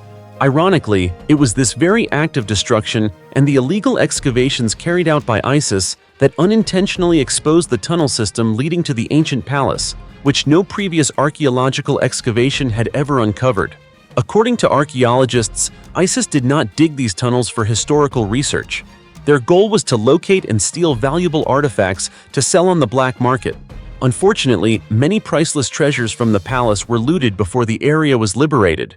Even so, experts say that the remaining architecture, reliefs, and archaeological traces still hold immense historical value, offering crucial insights into the Assyrian Empire and the development of the ancient city of Nineveh. Another major concern for archaeologists is that the entire tunnel system dug by ISIS was constructed very poorly. The narrow passages and weak structures make the ground highly unstable and at risk of collapse at any moment, posing serious danger to research teams working at the site. Because of this, accessing and preserving the ancient palace requires significant time and specialized engineering methods to prevent further damage. What makes this discovery even more remarkable is that long before it was uncovered, there had always been a local legend in Iraq claiming that a vast ancient palace lay beneath the tomb of the prophet Jonah. This legend inspired multiple archaeological excavations starting in the 1950s, but none of them ever found any evidence. That is why, when the palace finally emerged beneath the ground, Iraqi archaeologists could hardly believe their eyes. A legend passed down through generations had finally been proven to have a real historical basis. From above, photographs of the Nebi Yunus shrine after its destruction in 2014 reveal the devastating impact of war. Yet even among the ruins, history unexpectedly revealed a secret that had remained hidden for more than 2,600 years. So how many more palaces, temples, or treasures of the Assyrian Empire might still lie buried beneath the ancient city of Mosul? Perhaps every layer of earth uncovered in the future will tell us a completely new story about one of humanity's greatest civilizations. What do you think? Or do you see it differently? If so, feel free to share your thoughts in the comments below. The ancient Greek tomb, containing over 3,500 artifacts, yet its greatest treasure was not gold. What do you think is the greatest treasure an archaeologist could ever discover? Thousands of golden ornaments? Perfectly preserved bronze weapons? Or an entire royal treasury buried for thousands of years? Most people would probably say gold and precious metals, since those are what usually make any excavation famous. But a discovery in Greece completely changed that way of thinking. Inside a richly furnished tomb filled with valuable objects, the most exciting find for scientists was not the gold or silver, but the historical secrets hidden there for more than 3 millennia. The story began in 2015, when a research team funded by the University of Cincinnati in the United States conducted excavations near the ancient city of Pylos in southwestern Greece, not far from the Palace of Nestor, a major center of the Mycenaean civilization. The excavation was led by archaeologists Jack Davis and Sharon Stalker, a husband and wife team. What is remarkable is that on the very first day of excavation, they discovered a completely intact tomb that had never been touched by grave robbers for thousands of years. No one could have predicted that this discovery would later be considered one of the most important archaeological finds in Greece in decades. The initial excavation lasted 6 months. The deeper the team dug, the more astonished they became. Before them lay the intact skeleton of an adult male, estimated to be around 30 to 35 years old. After analysis, experts concluded that he was a Bronze Age Greek warrior, because a finely carved ivory plaque depicting a mythological griffin, a creature with the head and wings of an eagle and the body of a lion, was found near him. The man was given the nickname the Griffin Warrior.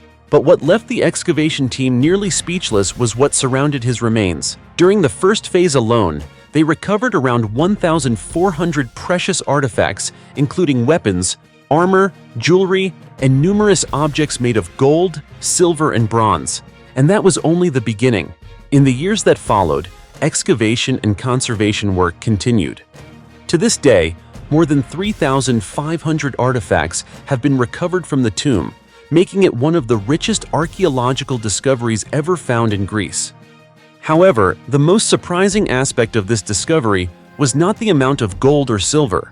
According to researchers, the tomb itself helped answer long-standing questions about a historical period that had puzzled archaeologists for decades. The artifacts are gradually revealing how early civilizations formed, interacted, and developed in mainland Greece and Crete during the Mycenaean period.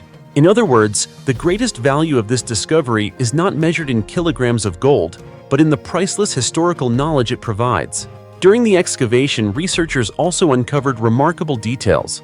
Near the warrior's chest and abdomen lay an exquisitely crafted golden cup, while a beautifully designed double-sided necklace was found near his neck, suggesting he held a very high social status. Inside the tomb were also a bronze mirror, 6 ivory combs, and various precious stones such as amethyst and agate. Each artifact reflects the extraordinary craftsmanship of ancient Greek artisans more than 3,000 years ago. However, one detail particularly surprised archaeologist Sharon Stocker. She noted that not a single pottery item was found inside the tomb, an extremely unusual absence for a burial of this period.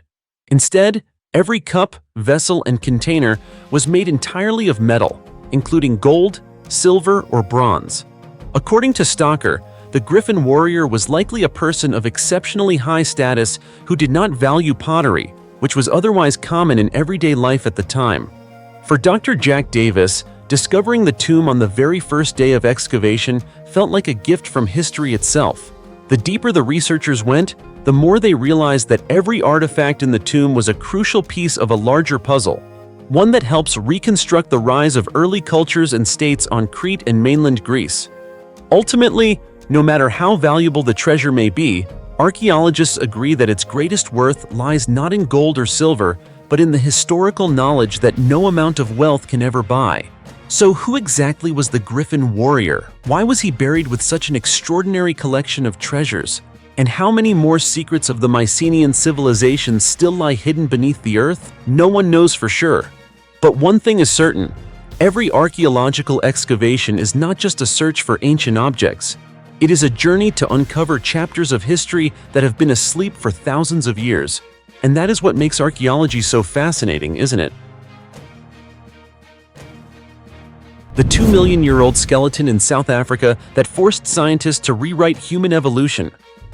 There is something truly fascinating about archaeology. Sometimes, a single skeleton uncovered after millions of years is enough to overturn what scientists once believed to be true. And the discovery we are about to explore is a perfect example of that. For many years, anthropologists believed that an ancient human species had males that were significantly larger, while females were much smaller. This idea was widely accepted for a long time. But then, a single skeleton was discovered, bringing with it a wave of new evidence that forced scientists to completely reconsider that assumption. Even more surprising, the difference had nothing to do with sex at all. Instead, it turned out to be the result of a remarkably rapid evolutionary shift that helped our ancient relatives survive in a constantly changing world. This discovery was recently published in the scientific journal Nature, Ecology, and Evolution. The study was co-led by Professor David Straight of the University of Washington and Dr. Angeline Lees of La Trobe University in Australia, along with an international team of researchers.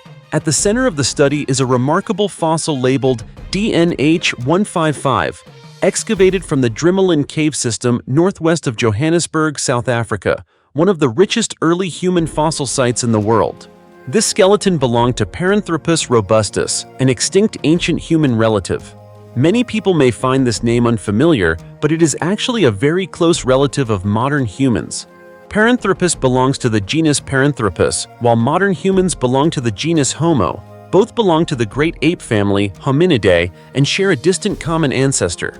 If the genus Homo includes species such as Homo erectus, Homo neanderthalensis, and ultimately Homo sapiens, modern humans, then all species in the genus Paranthropus, including Paranthropus robustus and Paranthropus boisei, went completely extinct millions of years ago.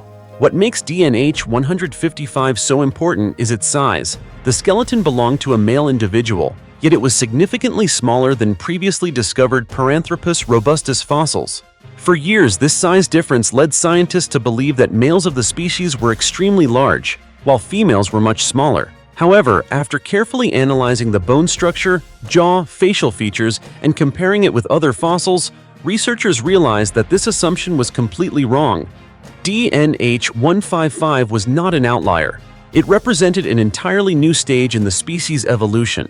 Scientists discovered that within roughly 200,000 years, Paranthropus robustus underwent a surprisingly rapid transformation.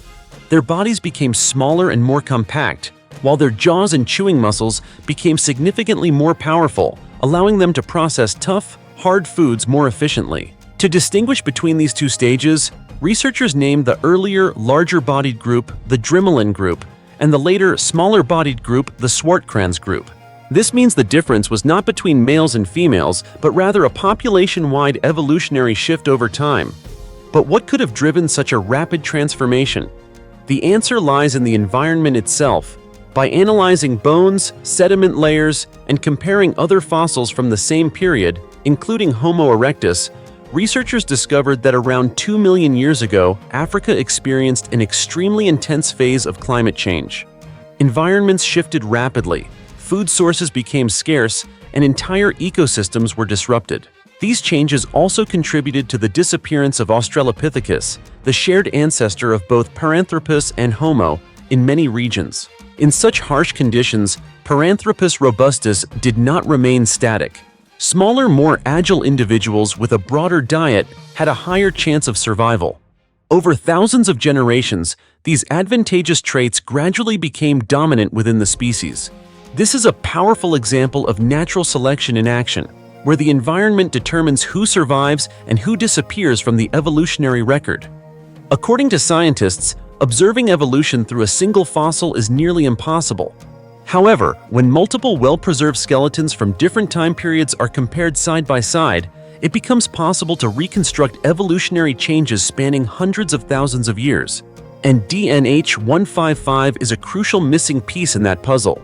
Dr. Stephanie, a member of the research team at the University of Johannesburg in South Africa, stated that this is one of the most complete Paranthropus robustus fossils ever discovered.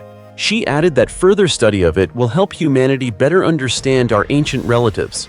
Perhaps the most fascinating thing about archaeology is not simply finding ancient bones, but allowing those bones to tell the story of millions of years of evolution.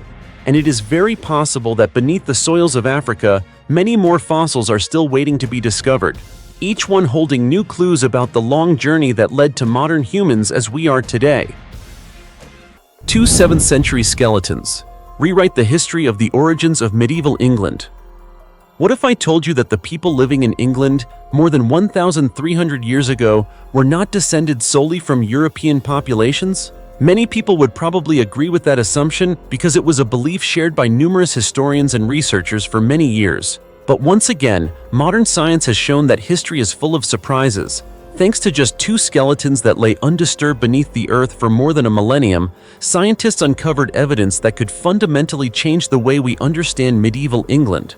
Even more astonishing, these 2 individuals carried ancestry that traced back to West Africa, thousands of miles away from England. The story begins with 2 skeletons excavated by archaeologists from 2 ancient cemeteries in England. One was discovered at Updown in Kent, while the other was unearthed at Worth Matravers in Dorset.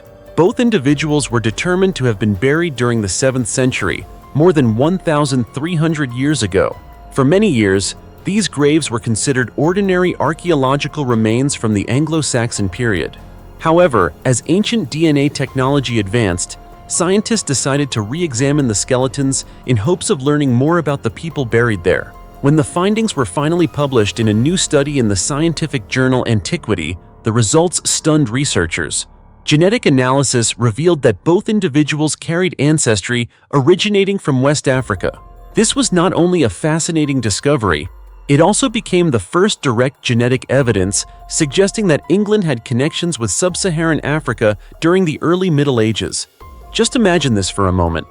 More than 1,000 years ago, when long-distance travel was incredibly difficult, West Africa and England were separated by thousands of miles. So how did people with West African ancestry become part of communities living in England? That very question prompted the research team to conduct an even more detailed analysis of the DNA. The results showed that although both individuals carried mitochondrial DNA associated with Northern European maternal lineages, analysis of their autosomal DNA revealed unmistakable genetic signatures indicating that one or more of their grandparents or other close ancestors had originated in West Africa. This finding is incredibly significant. It suggests that this was not the legacy of an ancient migration that occurred tens of thousands of years earlier. Instead, the genetic mixing happened relatively close to the lifetimes of these two individuals. In simpler terms, their ancestors most likely traveled directly to England or married local people only a few generations before these individuals were born. That is precisely what makes this discovery so valuable. It demonstrates that during the early Middle Ages, people were not simply exchanging goods, cultures, and religious beliefs. They were also migrating, settling in new lands, and building families together. To better understand the historical context, archaeologists continued studying the two cemeteries where the skeletons were found. The cemetery at Updown in Kent is located near Fingalsham, an important royal center during that period. According to Professor Duncan Sayer of the University of Central Lancashire, Kent had long served as a bridge connecting England with continental Europe. During the 6th century in particular, the region came under strong Frankish influence, to the point that many scholars refer to this era as Kent's Frankish period. Its strategic location helped create extensive trade networks and political relationships, making it possible for people from many different regions to travel to and settle in England. Meanwhile, the cemetery at Worth Matravers in Dorset was situated on the edge of the Anglo-Saxon cultural sphere.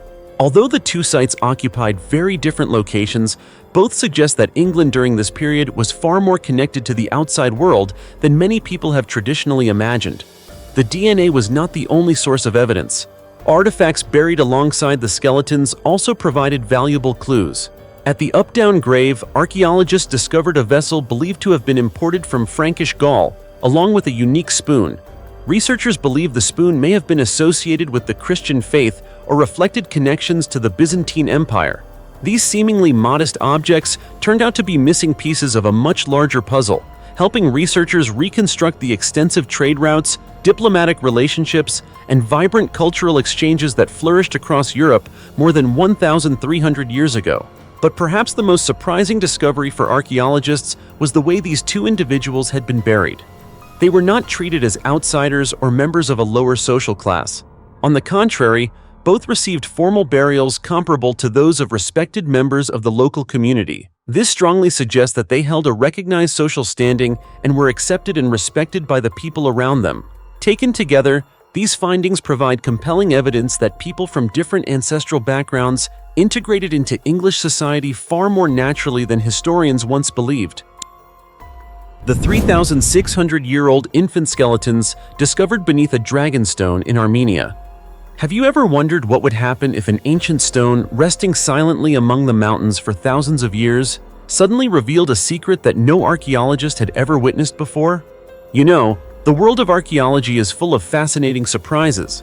Some discoveries leave the world amazed because of their incredible treasures of gold, silver, or priceless artifacts. But there are also discoveries that contain no gold at all, yet still keep scientists searching for answers for years. The story of two infant skeletons discovered in Armenia is one of those mysteries.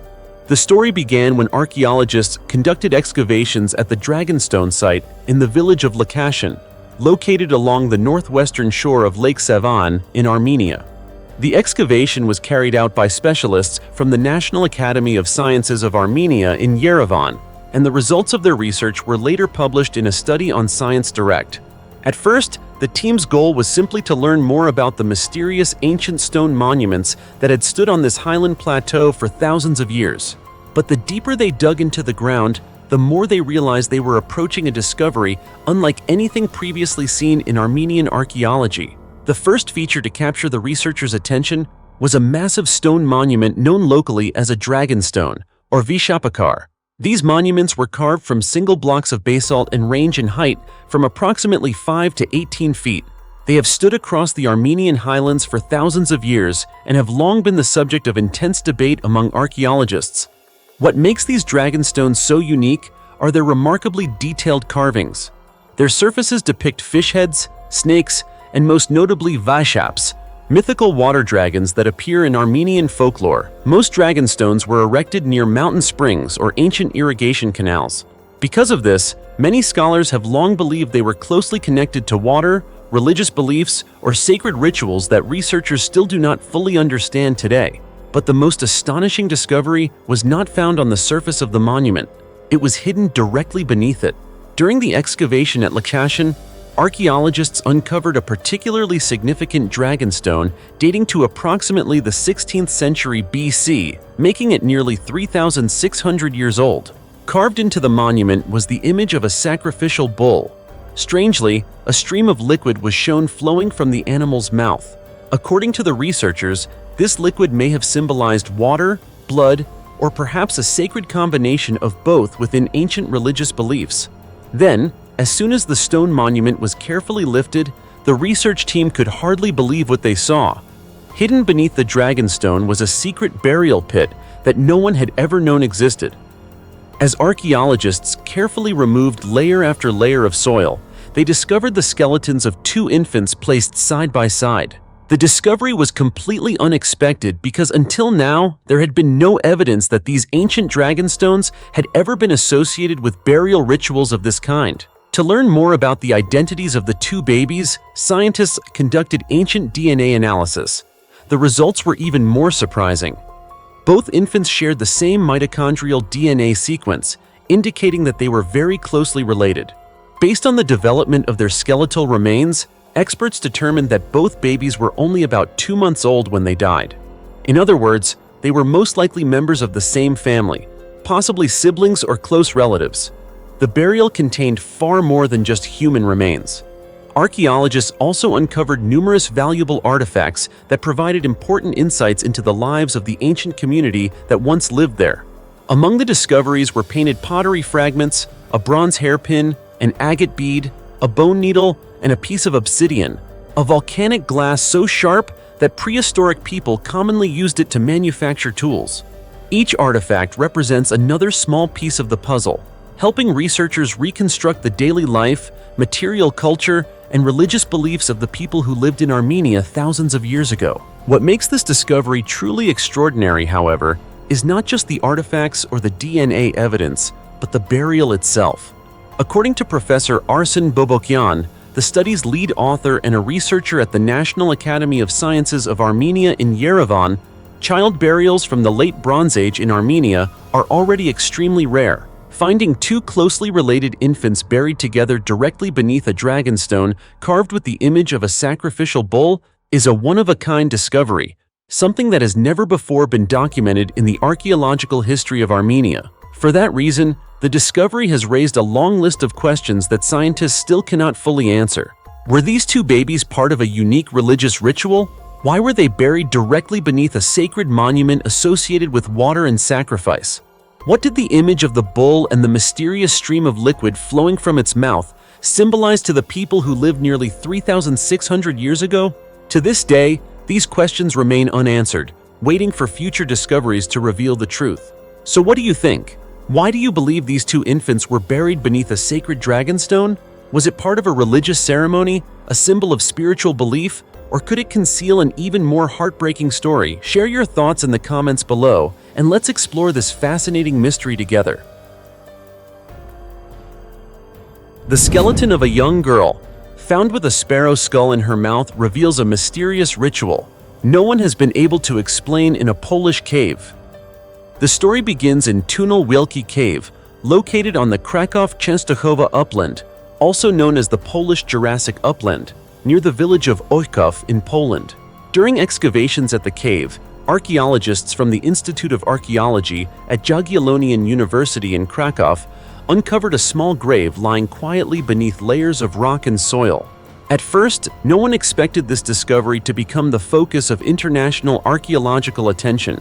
But as researchers examined the burial more closely, the secrets hidden inside became increasingly unsettling. After carefully excavating the grave, archaeologists determined that the remains belonged to a girl between 10 and 12 years old. To establish exactly when she had lived, the research team collected bone samples for radiocarbon dating. The results showed that the child had been buried during the second half of the 18th century or the beginning of the 19th century, meaning she lived a little over 200 years ago. However, what drew the experts' attention was not the age of the grave, but the condition of the girl's skeleton.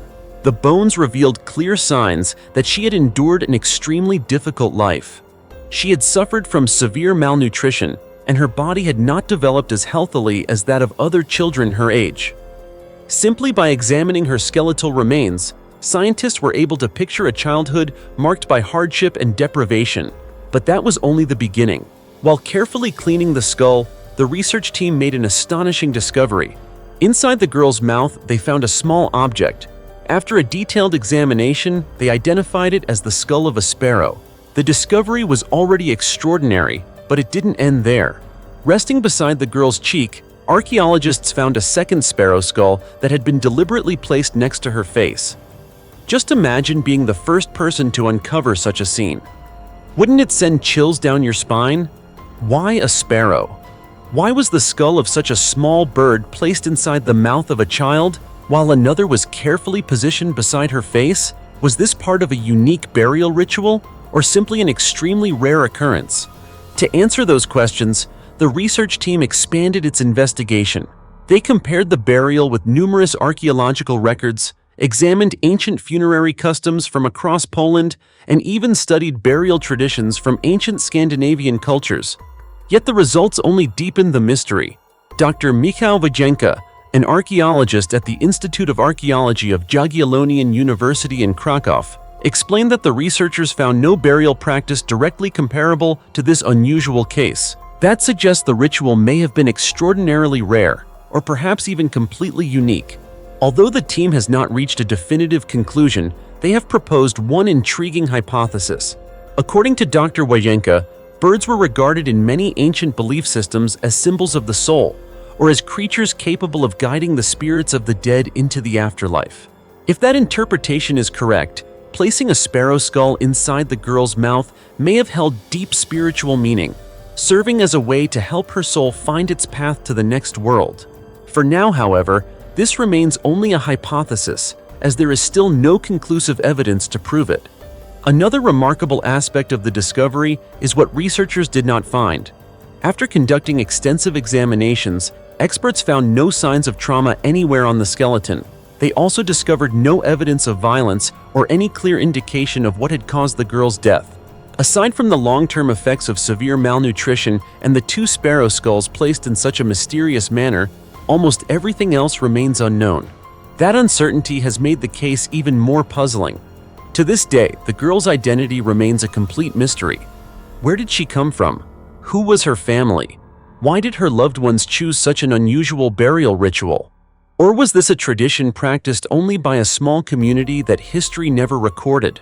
For now, those questions remain unanswered, waiting for future discoveries to shed more light on the mystery. As you can see, archaeology is about far more than uncovering ancient artifacts or buried treasure. Sometimes, a single tiny detail, like the skull of a sparrow, is enough to raise profound questions about the beliefs, culture, and lives of people who lived centuries ago. Every new discovery is another piece of history's puzzle, and only when enough of those pieces come together can we begin to understand what truly happened hundreds of years ago. Underground city, covering nearly 108 million square feet, hidden beneath a 1,000-year-old castle. What if I told you that beneath the ruins of an ancient castle, one that most people believed was nothing more than a crumbling relic, there lies an enormous underground city that remained buried for thousands of years? Would you believe it? This wasn't just a few secret chambers or a small escape tunnel built for wartime. It was an entire underground world, complete with a church, an advanced water distribution system, residential districts, armories, and massive structures capable of housing thousands of people. Even more astonishing is the fact that this hidden city lay silently beneath people's feet for centuries, with almost no one aware of its existence. It wasn't until archaeologists began excavating the site that this extraordinary secret slowly emerged, leaving researchers completely stunned. Why was this underground city built? Who were the people capable of creating such an incredible feat of engineering? And how many more secrets are still buried beneath layers of rock and soil? To answer those questions, let's travel to southeastern Turkey and explore one of the most remarkable archaeological discoveries of recent years. Our story begins at Zerzevan Castle, also known as the Fortress of Samachi, located in Diyarbakir province in southeastern Turkey. During archaeological excavations at the site, scientists made a discovery that far exceeded their original expectations. Directly beneath the foundations of the ancient castle, they uncovered evidence of a multi-level underground city estimated to cover nearly 108 million square feet. The sheer scale of the discovery astonished even veteran archaeologists because it revealed that this was far more than a simple shelter. It was an entire carefully planned settlement. While only weathered stone walls and ruined fortifications remain above ground, an entire city capable of supporting thousands of residents exists beneath them. Naturally, this raises an obvious question. Why would ancient people invest such enormous effort into building an entire world underground? As the excavation expanded, more remarkable discoveries continued to emerge.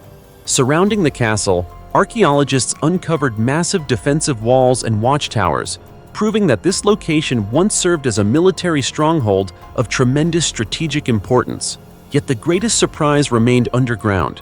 The hidden city contains not only interconnected passageways linking different sections, but also a church and a sophisticated water canal system stretching for several miles, suggesting that its inhabitants had carefully prepared to survive for extended periods without depending entirely on the outside world.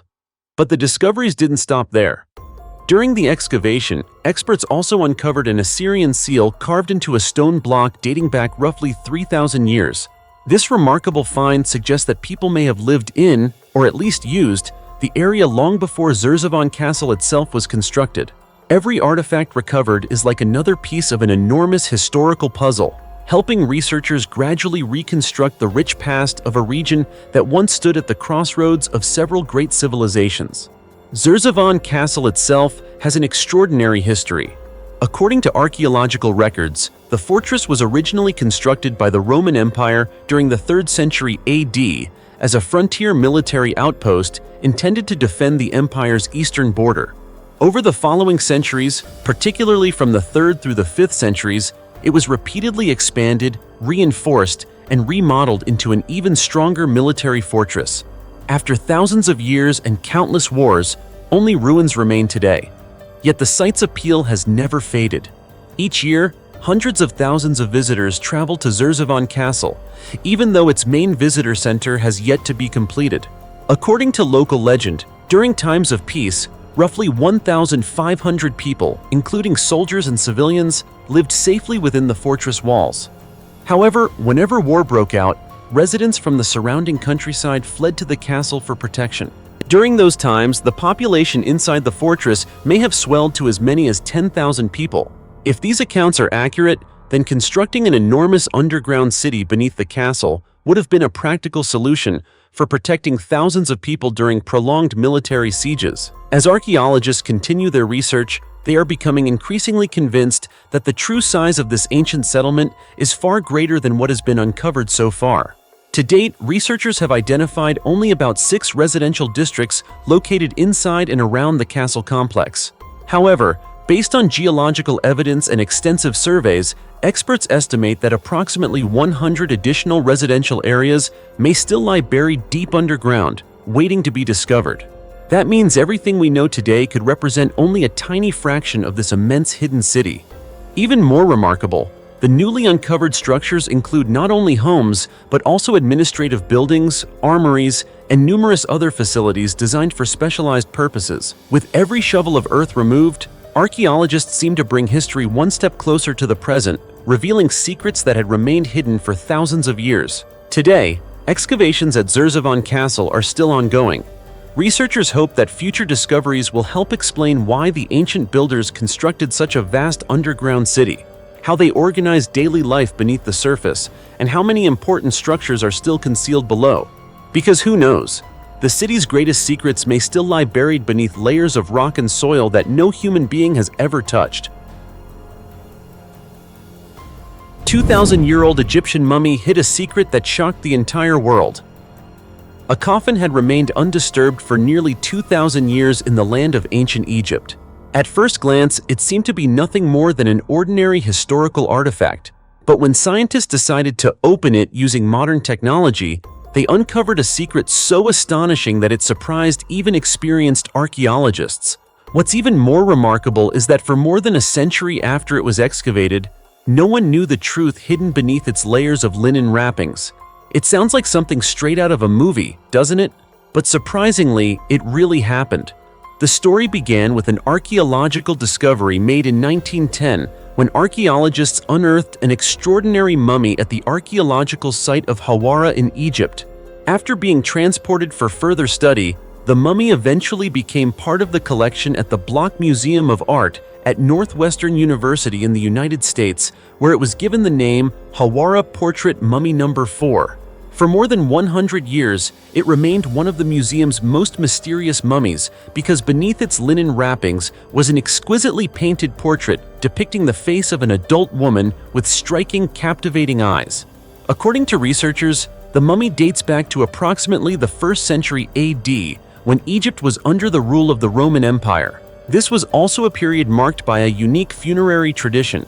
Instead of wrapping the deceased solely in linen, as had been customary for centuries, Egyptians began attaching highly realistic painted portraits of the deceased to the outside of the mummy. Professor Stuart Stock, the lead author of the study, explained that although thousands of mummies were originally created in this style, only about 100 to 150 of these portrait paintings have survived to the present day.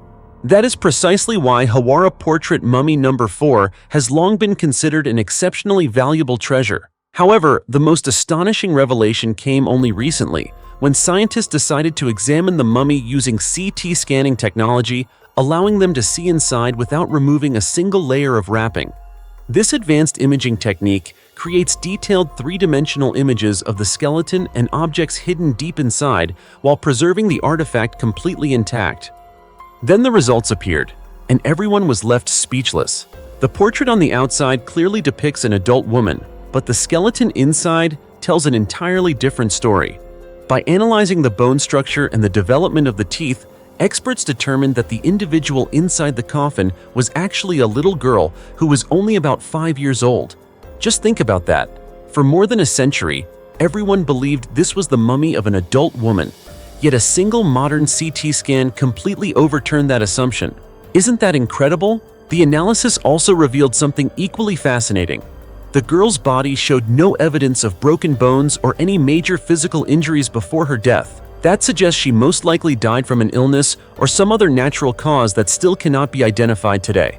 As researchers examined the mummy more closely, they measured the child's body at approximately 36.9 inches, or nearly 37 inches, from the top of the skull to the soles of the feet. Including the outer wrappings, the mummy measured about 2 inches longer. Although the mummy is relatively small, its interior contains numerous features that surprised experts. CT images also revealed 36 long, needle-like objects distributed throughout the body. Among them, 11 were located around the head and neck, 20 were concentrated near both feet, and the remaining 5 were found in the upper torso. At first, these mysterious objects sparked all kinds of unusual theories. However, after careful analysis, scientists concluded that they were most likely thin metal wires or small nails used to secure the body's position during the mummification process, helping preserve its shape for thousands of years. The surprises didn't end there. CT imaging also detected an unusual layer of material covering the outer linen wrappings.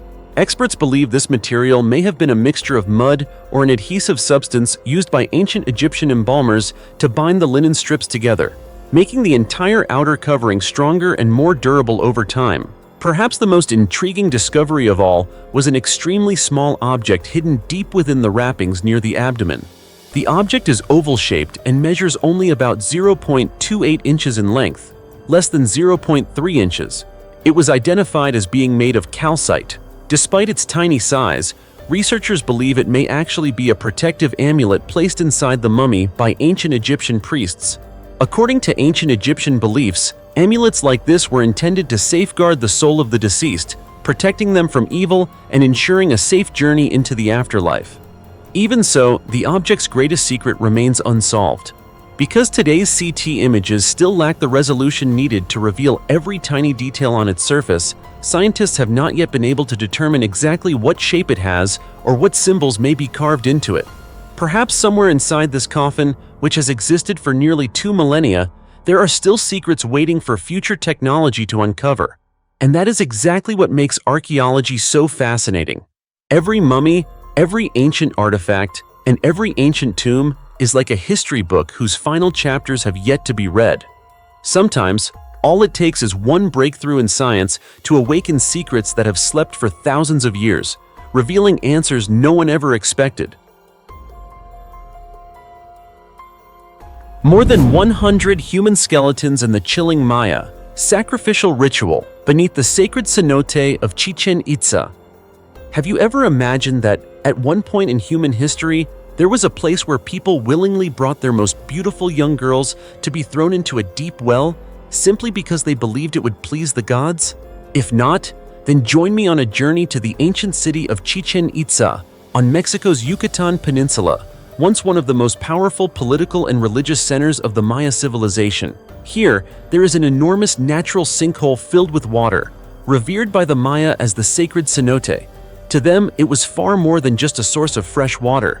It was believed to be a gateway connecting the human world with the gods, especially the rain god, the deity who ruled over rain, water, and agricultural fertility. According to surviving ancient Maya records, whenever the region suffered from prolonged drought, the people believed that the rain god had become angry.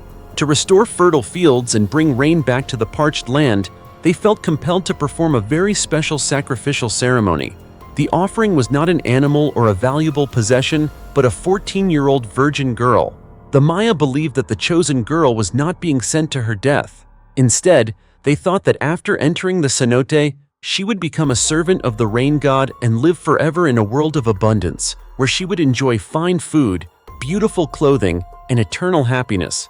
Because of this deeply rooted belief, the ritual was regarded as a great honor rather than a tragic sacrifice. Remarkably, these ceremonies were not performed only during times of disaster or drought. Even in years of favorable weather and plentiful harvests, Maya priests would select the most beautiful young woman to offer to the rain god as a gesture of gratitude for blessing them with peace and prosperity. This reveals just how deeply religion was woven into every aspect of Maya's spiritual life, with nearly every significant event accompanied by sacred rituals. Whenever the ceremony took place, people from across the region gathered at the temple beside the sacred cenote to witness this holy event. The temple itself was an imposing structure, measuring approximately 197 feet long and nearly 98 feet tall. Inside, intricate carvings depicted the rain god as a majestic feathered serpent, a powerful symbol held in the highest reverence by the Maya. The chosen girl was dressed in the finest garments available, adorned with beautiful makeup, and waited inside the temple. Standing beside her were strong young men clad in gleaming golden armor. They served as ceremonial escorts, responsible for accompanying what the Maya called the bride of the rain god to the site of the ritual. Just imagine the scene. As dawn broke, ceremonial music echoed throughout the plaza. Maya priests began chanting sacred incantations, offering prayers and blessings for the young girl. Before beginning the procession, she was given a special drink that the Maya believed would calm her mind and drive away fear, preparing her to enter the world of the gods. Soon afterward, she was placed upon an elaborately decorated ceremonial litter, and the procession began. Hundreds of people formed a long line along the roughly 1,310-foot pathway leading from the temple to the sacred cenote. The pounding of drums, the sound of ceremonial horns, and the voices of worshippers filled the air, creating an atmosphere that was both sacred and deeply unsettling. When the procession finally reached the edge of the cenote, the ritual entered its final moment. The young escorts would lift the girl high above their heads before casting her into the depths below. As she plunged into the dark waters, the drums immediately grew louder while the crowd erupted into dancing and singing in celebration. At the same time, wealthy members of the community continuously threw gold, silver, precious gemstones, and countless valuable objects into the cenote, hoping to earn the rain god's favor. They prayed for the safety of their families, abundant harvests, and prosperous lives. Just imagining such a scene is enough to send chills down your spine, isn't it? Even more astonishing is the fact that this extraordinary ritual continued for centuries, finally coming to an end in the mid-16th century when European explorers and colonizers advanced into Central America. Chichen Itza, along with many other Maya cities, gradually declined and was eventually abandoned. From that point on, the human sacrifices at the sacred cenote officially ceased, leaving behind countless mysterious legends. Centuries later, archaeologists began excavating the site and made a discovery that stunned the world. At the bottom of the sacred cenote, they uncovered the remains of more than 100 people, along with enormous quantities of gold, silver, precious jewels, pottery, and other priceless artifacts that had been cast into the water during these ancient ceremonies. These discoveries help confirm that the accounts describing Maya sacrificial rituals were not merely legends, they were historical events that had truly taken place. Today, the sacred cenote at Chichen Itza remains one of the world's most famous and mysterious archaeological sites. Every skeleton recovered and every artifact brought up from its depths tells another chapter in the story of the Maya civilization, a civilization celebrated for its remarkable achievements and profound knowledge, yet also remembered for rituals that continue to leave modern people in awe and disbelief. And perhaps beneath the still waters of that ancient cenote, even more secrets remain hidden, waiting for future generations of scientists to uncover. Lost language, unearthed from the ruins of the Hittite Empire.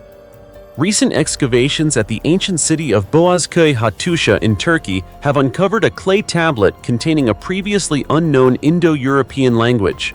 Translating and identifying this language will take considerable time because no one has ever encountered it before. However, experts have confirmed that it belongs to the Anatolian branch of the Indo-European language family and is likely the language once spoken in the land of Kalashma, an ancient region located in what is now northwestern Turkey.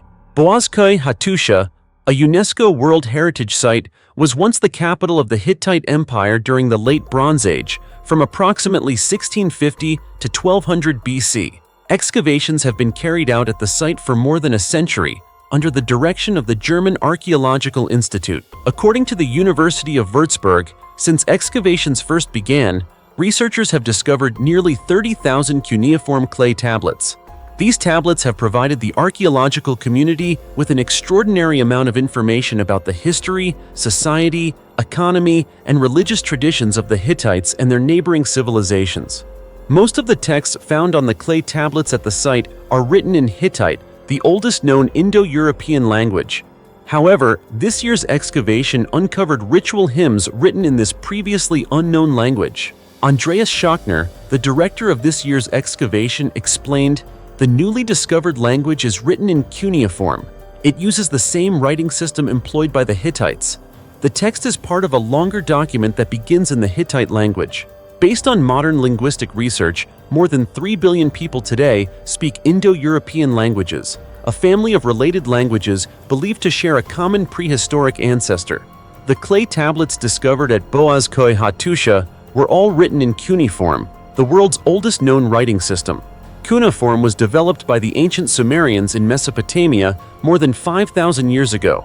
It was used to write many of the languages of the ancient world, including Sumerian, Babylonian, Old Persian, and now the newly identified language known as Kalashmaic.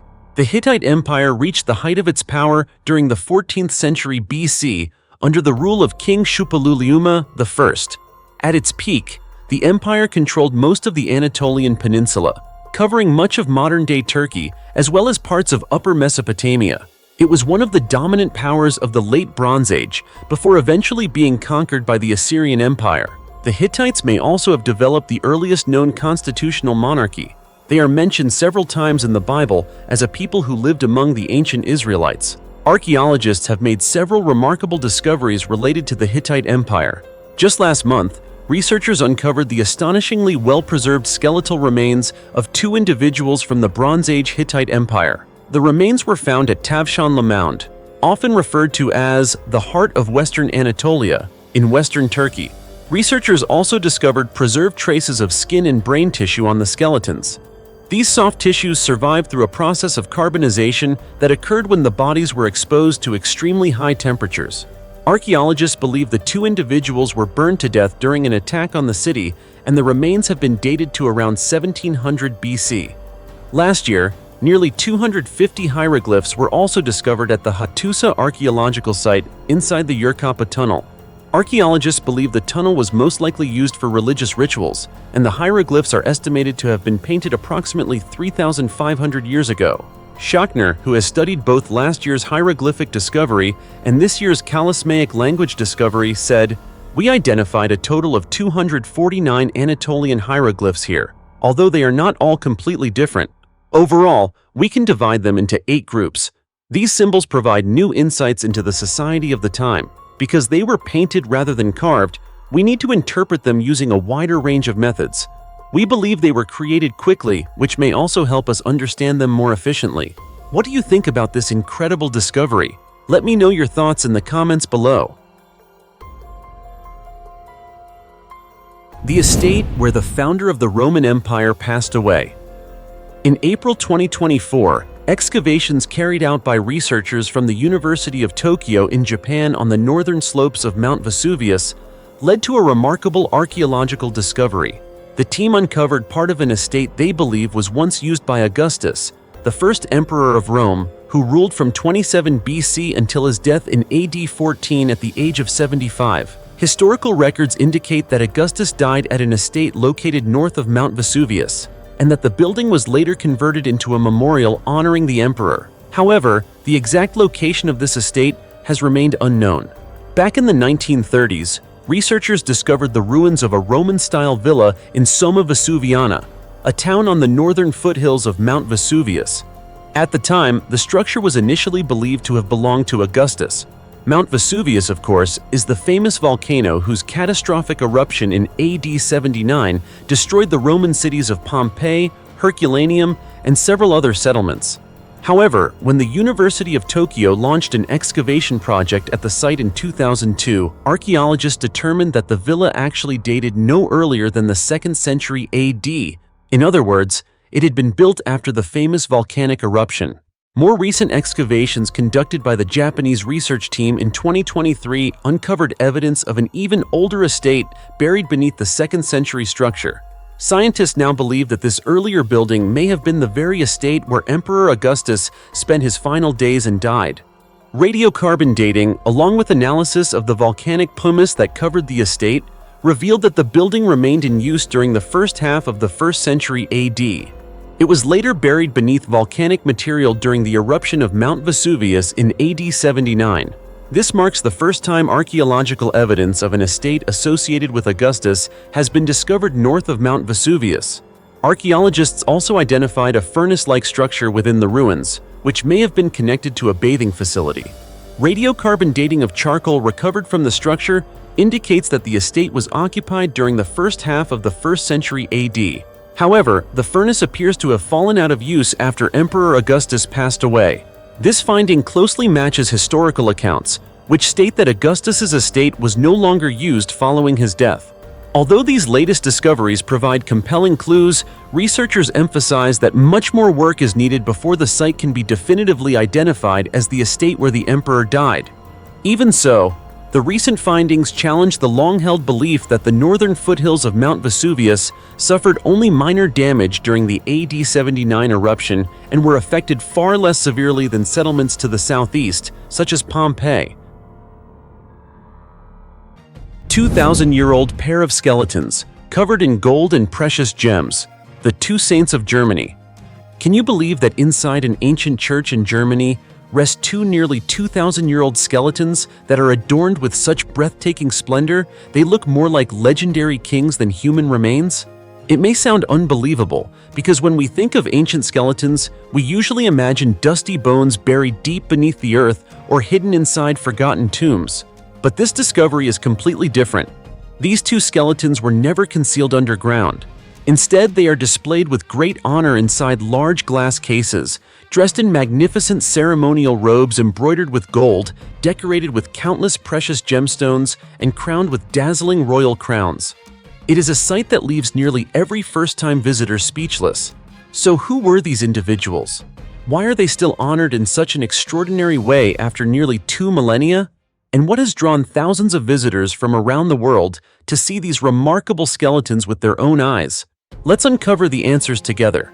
Our destination is Fürstenfeld Abbey Church, located near the city of Munich in southern Germany. This historic church has stood for centuries and is famous for preserving two extraordinary Christian relics.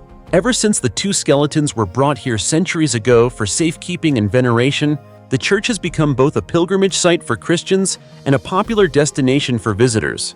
Even today, As people step into the church's peaceful interior, many are astonished by the sight of two skeletons lavishly decorated like priceless treasures.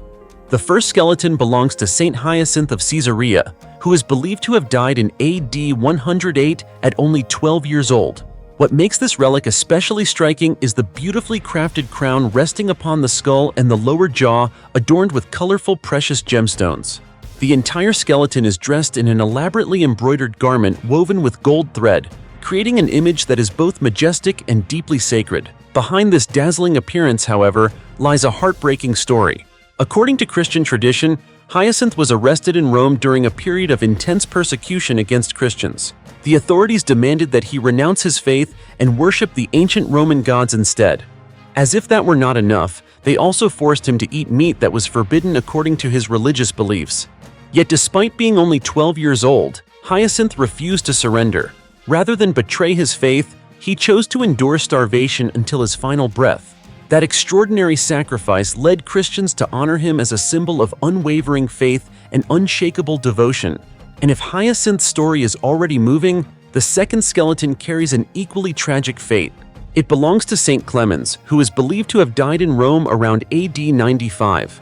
During a time when Christianity was still considered an outlawed religion, Clemens remained steadfast in his beliefs despite the danger. His unwavering faith ultimately led to his execution by beheading. After his death, he was recognized as a Christian martyr, and great care was taken to preserve his remains. Over the centuries, skilled artisans adorned his skeleton with gold, precious gemstones, and exquisitely embroidered fabrics as a tribute to his sacrifice and as an expression of gratitude and profound respect for a man who gave his life for his faith. At this point, many of you may be wondering, why would anyone cover human skeletons with gold and precious gems? What does it symbolize?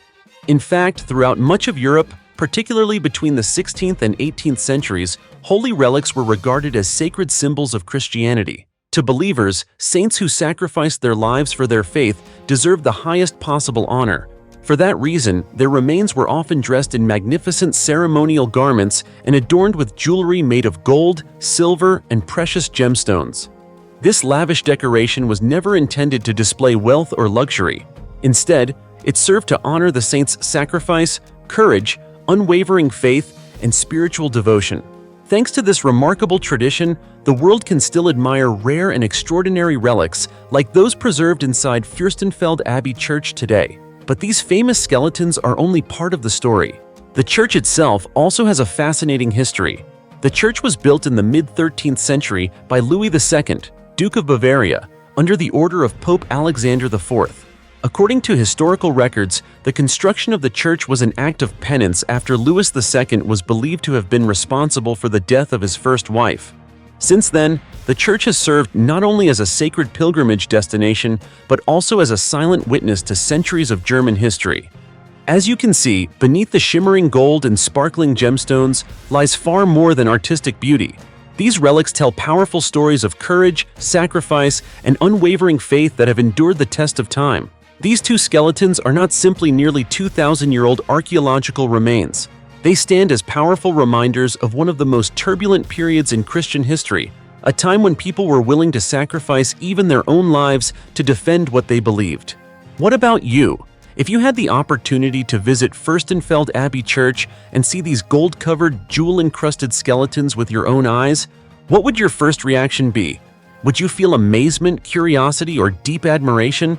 Let us know your thoughts in the comments below. 1,700-year-old giant mummy on the Silk Road.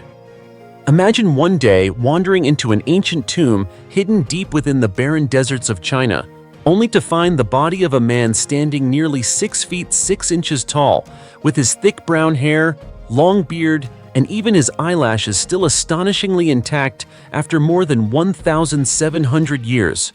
Would you believe it was real? If not, then join me as we travel to China's Tarim Basin, where something exactly like this truly happened. The story began in 1995, when archaeologists excavated the ancient Yingpan Cemetery, located near the Yingpan Oasis settlement in the northeastern Tarim Basin, within China's Xinjiang Uyghur Autonomous Region. Among the many ancient burials they uncovered, One mummy stood out so dramatically that it immediately captured the attention of scientists around the world. The mummy belonged to a man who would later become known as the Yingpan Man. Believe it or not, his appearance alone was enough to leave anyone speechless. According to researchers and archaeological experts, Yingpan Man lived sometime during the 4th or 5th century AD, approximately 1,500 to 1,700 years ago. What made him truly extraordinary was his height, an incredible 6 feet 6 inches, a stature that was exceptionally rare for people of his era. Although his body had naturally dried out over time, his facial features remained remarkably recognizable. His thick brown hair, long beard, eyebrows, and even his eyelashes had all been preserved in astonishing condition. Thanks to the uniquely hot and arid climate of the Tarim Basin, nature itself protected his body for more than a millennium, making Yingpan Man one of the most famous and best-preserved mummies ever discovered in the region. But it wasn't only his unusual appearance that puzzled scientists. As archaeologists continued examining his tomb, they uncovered exquisitely crafted garments along with numerous valuable burial goods. Together, these discoveries strongly suggested that he was far from an ordinary individual. He was most likely a member of the nobility or the upper class, someone who held considerable status and influence in the society of his time. Even so, the biggest question remains unanswered. Who was Yingpan Man really? One theory suggests that he belonged to the Sogdians, an Iranian people renowned as wealthy merchants who played a crucial role in connecting civilizations along the Silk Road. However, many scholars believe he was more likely an influential noble from the kingdom of Shanshan, an oasis kingdom that controlled some of the most important trade routes in the Tarim Basin during late antiquity. Of course, these are still only theories. To search for answers, scientists conducted a variety of modern analyses on his skeletal remains. The results only made the mystery even more fascinating. Chemical signatures preserved in his bones and teeth revealed that Yingpan Man had lived in the Tarim Basin for nearly his entire life, rather than arriving there from another region shortly before his death. This finding ruled out several earlier theories, but it still wasn't enough to determine his exact ethnic origin or cultural identity. So, who was Yingpan Man in the end? Was he a wealthy merchant, a powerful nobleman, or simply a living symbol of the cultural blending that flourished along the Silk Road? More than 1,700 years later, that mystery still has no definitive answer. Perhaps that is exactly why this extraordinary mummy has become such a powerful testament to the cultural diversity, international exchange, and untold stories that once unfolded along the most famous trade route of the ancient world. What do you think? Do you have your own theory about who Yingpan Man really was? If so, don't hesitate to leave a comment below. We'd love to hear your thoughts and discuss it together. 3,000-year-old mummy found in China's desert with a bizarre appearance that astonished the world. The story began in September 1985 when archaeologists excavated the Zeghunluk Cemetery, located about 3.7 miles south of the town of Churchen, now known as Qiemo, in China's Xinjiang Uyghur Autonomous Region on the edge of the famous Taklamakan Desert. While surveying the cemetery, which contained hundreds of ancient graves, the archaeological team uncovered an almost perfectly intact tomb labeled 85QZM2. At the time, no one could have imagined that this single burial would contain one of the most famous mummies in the history of archaeology, a man now known as Churchen Man, also referred to as Cherchenman or David. And yet, that is exactly what they found. The moment the coffin was opened, the archaeologists were stunned. Before them lay the remarkably well-preserved body of an adult man, despite the fact that he had died around 1000 BC, more than 3,000 years ago. Researchers estimate that he was about 50 years old when he died and stood between 5 feet 9 inches and 5 feet 10 inches tall, an impressive height for someone living during that period. But what amazed everyone even more was his extraordinary appearance. His reddish-brown hair, streaked with gray, still framed his high cheekbones. His long, slightly hooked nose, full lips, and reddish beard remained clearly visible after more than 3 millennia. Looking at his face, it is almost impossible to believe that this was someone who had been buried beneath the earth for over 3,000 years. Experts also discovered that Churchen Man had been buried wearing exceptionally well-crafted clothing, including a red twill-woven tunic, striped wool trousers featuring a tartan-like pattern, and boots made from white deerskin. Even more fascinating were the yellow and purple spiral designs painted on both sides of his face, along with sun-like symbols. For many years, people mistakenly believed these markings were ancient tattoos. However, after careful examination, experts confirmed that they were actually decorative paintings made with yellow ochre pigment and applied shortly before his burial. Interestingly, Church-and-Man was not buried alone. Inside the burial chamber were the remains of 3 women, while the grave next to his contained an infant. The baby had been wrapped in a crimson burial shroud and was wearing a blue cashmere wool cap. Placed beside the child were a cup made from a cow horn and a sheep's udder, which archaeologists believe may have been used to hold milk for the baby's journey into the afterlife. Small details like these have provided archaeologists with valuable insights into the religious beliefs and burial customs of the ancient people who lived in the Tarim Basin. Many of you are probably wondering how a body, along with clothing and other organic materials, could survive for more than 3,000 years without being intentionally mummified like the famous Egyptian mummies. That was exactly the question scientists spent years trying to answer. According to experts, nature itself created the perfect conditions for preservation. The tomb was constructed from mud bricks and covered with layers of reeds and desert shrubs. Church-and-Man's body was placed on branches and woven mats to minimize contact with moisture.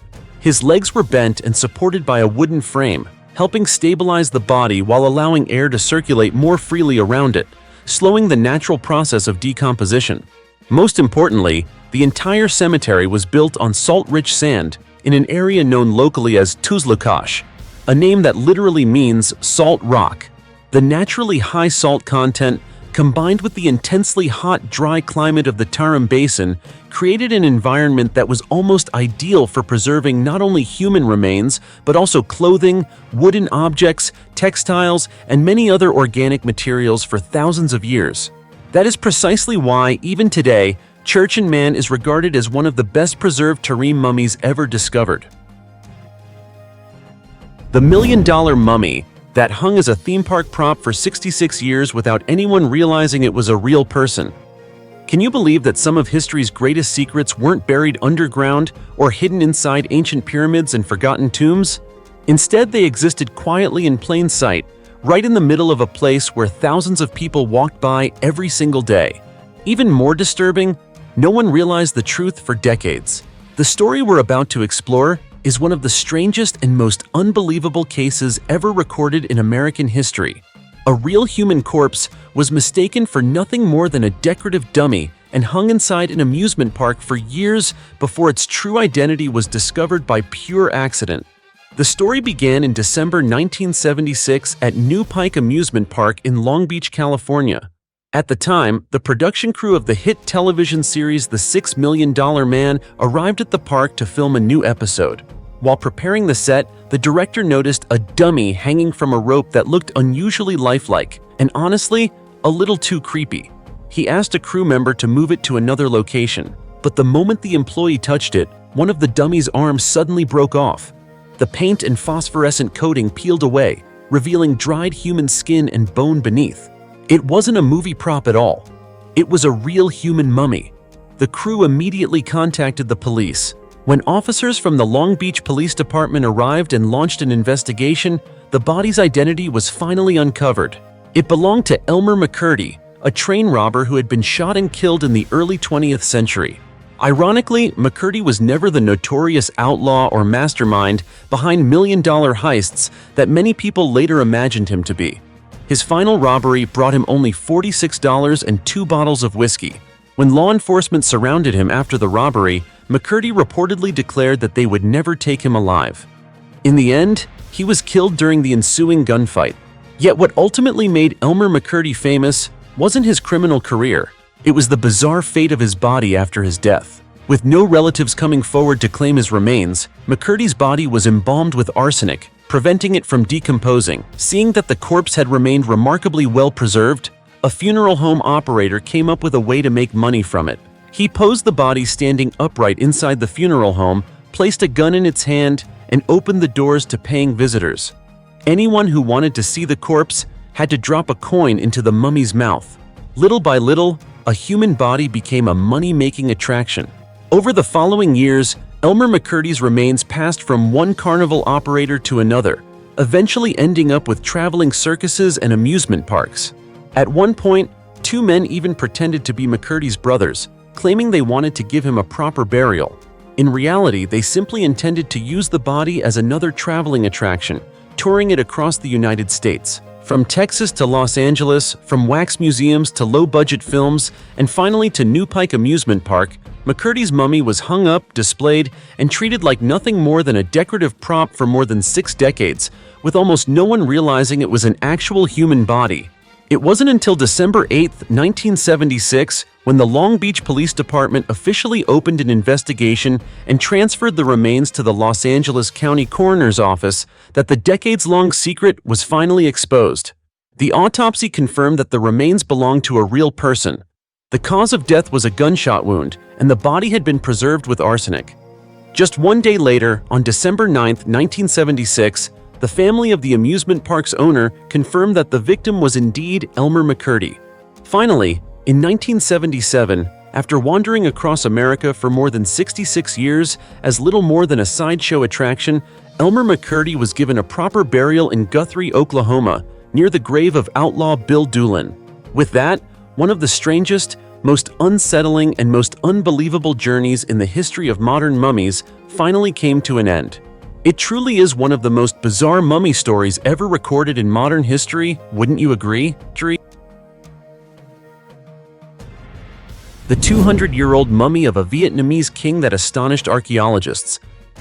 My friends, if someone told you that after lying deep underground for more than 200 years, a human body had remained so well preserved that its joints could still move, its skin still retained its elasticity, and its beard had barely disappeared, would you believe it? I certainly wouldn't have at first. It sounds more like something out of a movie than a real historical event, but incredibly, it is a true story, one that stunned the entire archaeological community in Vietnam. What's even more remarkable is that it all began with nothing more than a single swing of a farmer's hoe while he was digging in his garden. That seemingly ordinary discovery led to one of the most famous archaeological excavations in Vietnamese history, and revealed an extraordinary method of preserving human remains that continues to amaze scientists even today. The story took place in February 1958 in Bai Truc Village, Xuan Giang Commune, Tho Xuan District, Thanh Hoa Province, Vietnam. While renovating his family's garden, a local farmer unexpectedly struck a massive outer burial vault buried deep beneath the ground. As he continued digging, he discovered that inside the vault was an exquisitely crafted lacquered wooden coffin decorated with gold. What puzzled everyone present was that despite knowing the tomb had been sealed for hundreds of years, there was absolutely no odor of decay or decomposition. Instead, a faint and surprisingly pleasant fragrance drifted from inside the coffin. As soon as local authorities were notified, they immediately secured the site and reported the discovery to higher levels of government. The case quickly attracted nationwide attention. It even prompted Vietnam's Prime Minister's office to send preservation specialists to inspect the site in person.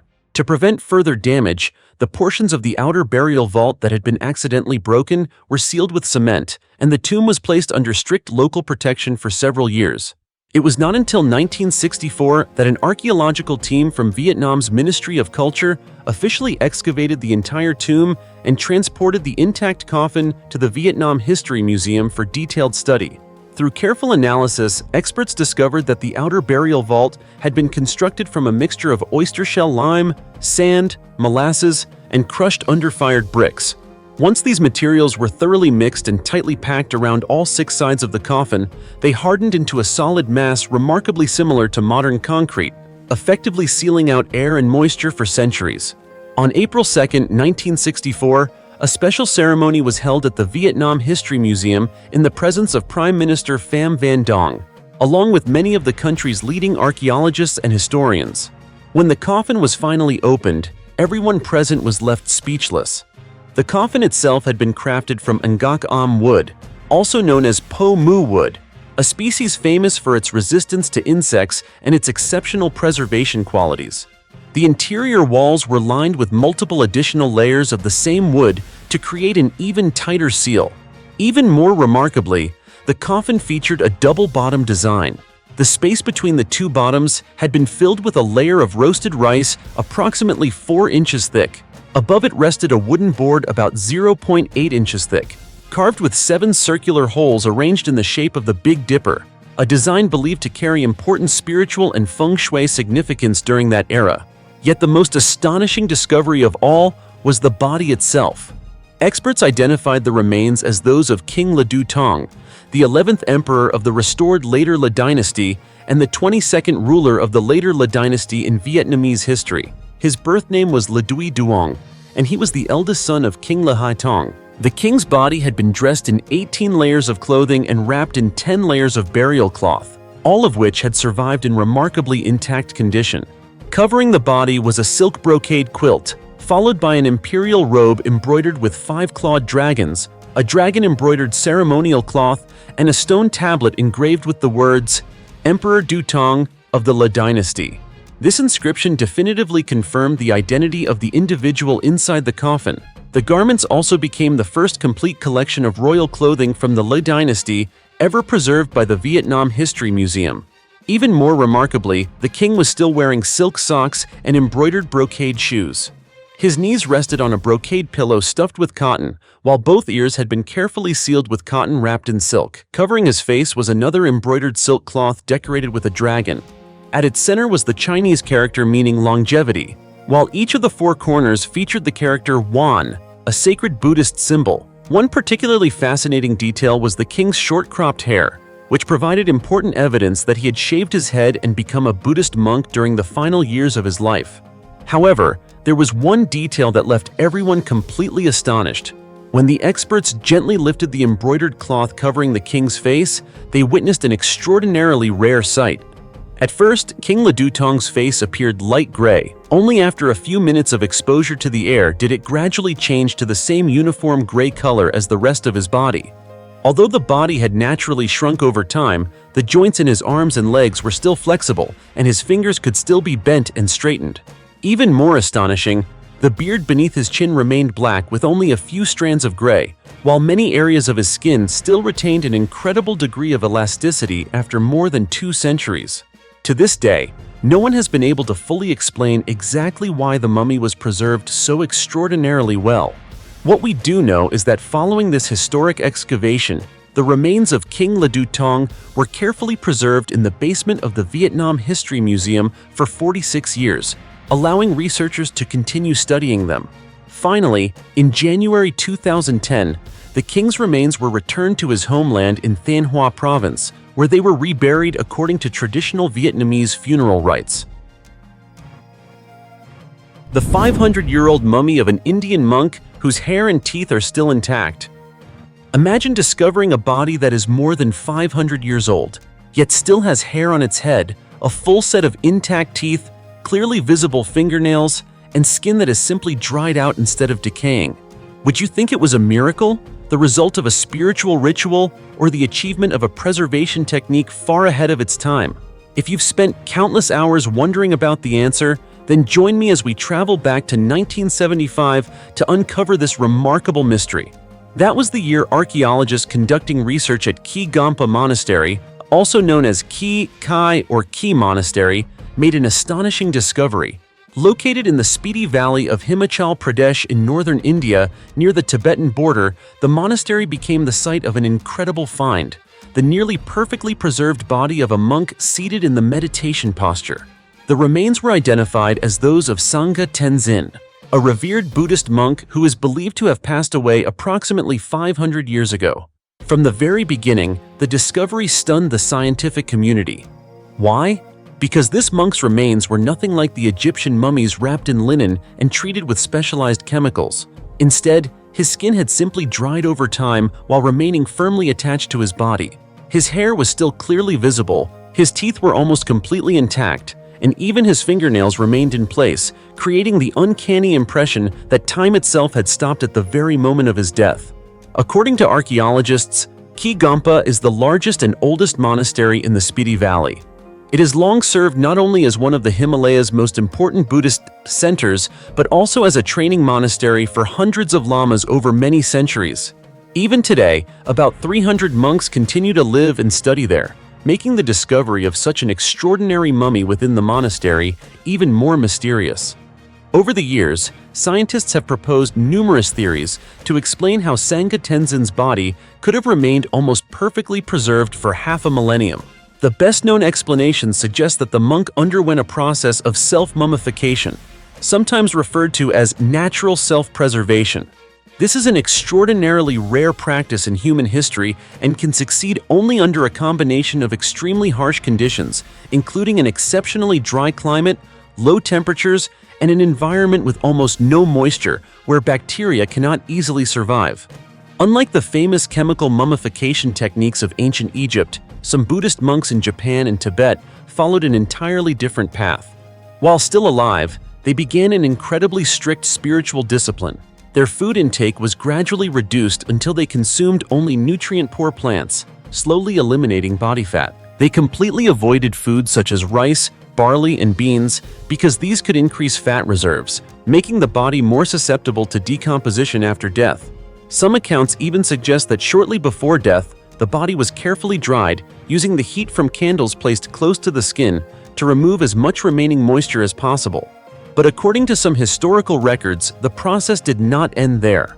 After the monk passed away, his disciples reportedly placed his body inside a small underground chamber for approximately 3 years, allowing it to continue drying naturally before completing the final stages of preservation. As a result, his body retained its meditation posture, resembling a sacred statue inside a Buddhist temple. Of course, this is only one theory. Western researchers have proposed another explanation. Based on analyses of the skeleton, they suggest that Sangha Tenzin may have consumed a special herbal preparation or even a toxic substance before his death.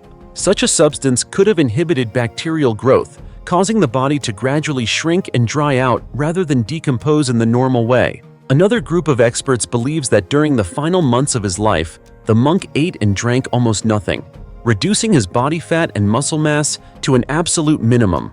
With so little organic material remaining to support bacterial growth, decomposition would have occurred much more slowly. To maintain his meditation posture, some researchers believe he tied cords connecting his neck, arms, and legs. After his death, these cords would have continued holding his body in the same cross-legged seated position that we still see today. The 1,000-year-old gilded mummy discovered in China. When most people think of mummies, they immediately picture the Egyptian pharaohs, their bodies wrapped in layers of linen and preserved with precious oils and aromatic resins. But what if I told you that Asia is also home to a mummy that is about 1,000 years old? One so remarkably well preserved that when doctors examined it using a modern CT scanner, they discovered that its brain and entire skeletal system were still intact inside the body. Would you believe it? What makes the story even more extraordinary is that the person inside the mummy was neither a powerful emperor nor a legendary military commander. He was simply a Buddhist monk who devoted his entire life to spreading the teachings of Buddhism. For centuries, his remains disappeared without a trace. Then, they unexpectedly resurfaced inside a cave, giving rise to a mystery that modern science has yet to fully explain. So what allowed this body to seemingly defy the passage of time? Let's uncover this fascinating story together. The story begins in the 1970s, when a research team surveying a cave in China unexpectedly discovered the remains of the Buddhist monk Xi Xian, who is believed to have passed away roughly 1,000 years earlier. Before that discovery, the monk's remains had virtually disappeared from the historical record. No one knew exactly where he had been buried, and no one imagined that after centuries of being lost, his body could still be preserved in such astonishing condition. The discovery quickly attracted the attention of archaeologists and Buddhist scholars around the world. However, the event that made this story internationally famous occurred many years later. On July 8th, at Dinghui Temple in Wuhan, north of Hebei Province, China, experts decided to perform a CT scan on the entire body of monk Xi Xian. The examination was conducted publicly in the presence of numerous Buddhist monks, members of the media, and many Buddhist devotees. Everyone eagerly waited to see what remained inside the mummy after more than 1,000 years. Then the images appeared on the monitor, and the entire room fell almost completely silent in amazement. Not only was the monk's skull still intact, but his brain was also still present inside the cranial cavity, an extraordinarily rare finding for human remains of such great age. His entire skeleton, including the ribs, spine, and joints, had retained an almost complete structure. After the examination, Dr. Wu Yongqing, who personally participated in the CT scan, stated that the findings far exceeded the research team's expectations. According to Dr. Wu, the monk's skeleton remained remarkably strong. His upper jaw was intact, nearly all of his teeth were still present, and neither the ribs nor the joints showed signs of significant deterioration. For professionals working in medicine and archaeology, this was an exceptionally rare phenomenon. According to numerous ancient historical records, Monk Qixian originally came from India. He lived during the Khitan dynasty, which existed from AD 916 to 1125. During that period, he traveled thousands of miles from India to what is now northeastern China in order to spread the teachings of Buddhism. In addition to preaching, he devoted many years to translating 10 Buddhist scriptures into Chinese, making an important contribution to the growth and spread of Buddhism throughout the region. Because of these extraordinary accomplishments, the Khitan king held Monk Qixian in the highest regard and bestowed upon him the title of Master of Buddhism. Even today, some of the scriptures he translated survive as inscriptions carved into stone, providing invaluable resources for historians and scholars of religion. After the monk passed away, his disciples carefully safeguarded his remains. However, as centuries of historical upheaval unfolded, the location where his body had been kept was gradually lost. It was not until the 1970s that his remains were accidentally rediscovered inside a cave, giving scientists the opportunity to study one of the most extraordinary mummies ever found in Asia. In 2011, the mummy of Monk Qixian was officially enshrined at Dinghui Temple, where thousands of Buddhist pilgrims and visitors from around the world continue to come to pay their respects and learn about the life of this revered monk. According to plans announced at the time, his remains would eventually be transferred to a newly constructed temple once it was completed, providing even better preservation conditions. To this day, the gilded mummy of Monk Qixian remains one of the greatest mysteries in Asian archaeology. More than 1,000 years after his death, the fact that his brain and skeletal system remain almost completely intact continues to raise questions that modern science has yet to answer. So what do you think? Was this simply the result of extraordinarily favorable natural conditions? Or could it be the product of an ancient preservation technique that has long since been lost? Share your thoughts in the comments below. Who knows, your perspective might inspire a fascinating new theory about this remarkable mystery that still has no definitive answer. Perfectly preserved. 1,500-year-old coffin discovered in China. The story began when archaeologists were conducting a survey on the grasslands of Silin Gol League in the Inner Mongolia Autonomous Region of northern China. During the excavation, they unexpectedly uncovered an ancient coffin buried deep beneath the ground. Although the discovery immediately attracted widespread attention within the archaeological community, what astonished everyone wasn't just the coffin's age. It was its remarkable state of preservation after more than 1.5 millennia underground. As soon as the coffin was brought to the surface, experts began a detailed examination. Their initial analysis indicated that it dated back approximately 1,500 years to the Northern Wei dynasty, which ruled from AD 386 to 534. This was a pivotal period in Chinese history, marked by major political, cultural, and social transformations that helped shape the civilization of later dynasties. According to experts at the local museum, the coffin is unusually large and, remarkably, has remained almost completely intact despite spending centuries buried beneath the earth. For archaeologists, this is an extraordinarily valuable discovery because many ancient coffins found in the past had already decayed, been badly damaged, or were looted by grave robbers centuries ago. For that reason, finding a coffin preserved in such excellent condition raised hopes that it might reveal important new information about the lives of ancient people. However, the more researchers studied it, the more questions they encountered. The greatest mystery, of course, was the identity of the person buried inside. Ordinarily, ancient tombs contain clues such as epitaphs, grave goods, inscriptions, or other artifacts that help identify the deceased. But in this case, Nothing proved to be so straightforward. To their initial examination, the research team was still unable to find any clear evidence capable of confirming who lay inside the coffin. The absence of those crucial clues transformed this 1,500-year-old coffin into one of China's newest archaeological mysteries. Was its owner a government official serving the Northern Wei court, a military commander, a member of the nobility, or simply an ordinary person who happened to receive an unusually elaborate burial? For now, every possibility remains nothing more than a theory awaiting further evidence. To support long-term research, the coffin was later transferred to a local museum, where experts continue to examine it using a variety of modern scientific techniques in hopes of uncovering new clues. From the materials used in its construction and the craftsmanship behind its assembly to the tiniest traces remaining on its surface, every detail has been carefully documented to help solve the mystery of the tomb's owner. According to archaeologists, even though the identity of the individual buried inside remains unknown, the discovery of such a remarkably well-preserved coffin is significant in its own right. It provides valuable information about burial customs, coffin-making techniques, and the daily lives of people living during the Northern Wei dynasty, helping researchers better understand a period of history that existed roughly 1,500 years ago. This discovery is also a reminder that, in archaeology, not every question has an immediate answer. Sometimes an anonymous coffin can open an entirely new chapter of history, requiring scientists to spend years or even decades searching for the truth. So what do you think? Who do you believe was buried inside this 1,500-year-old coffin?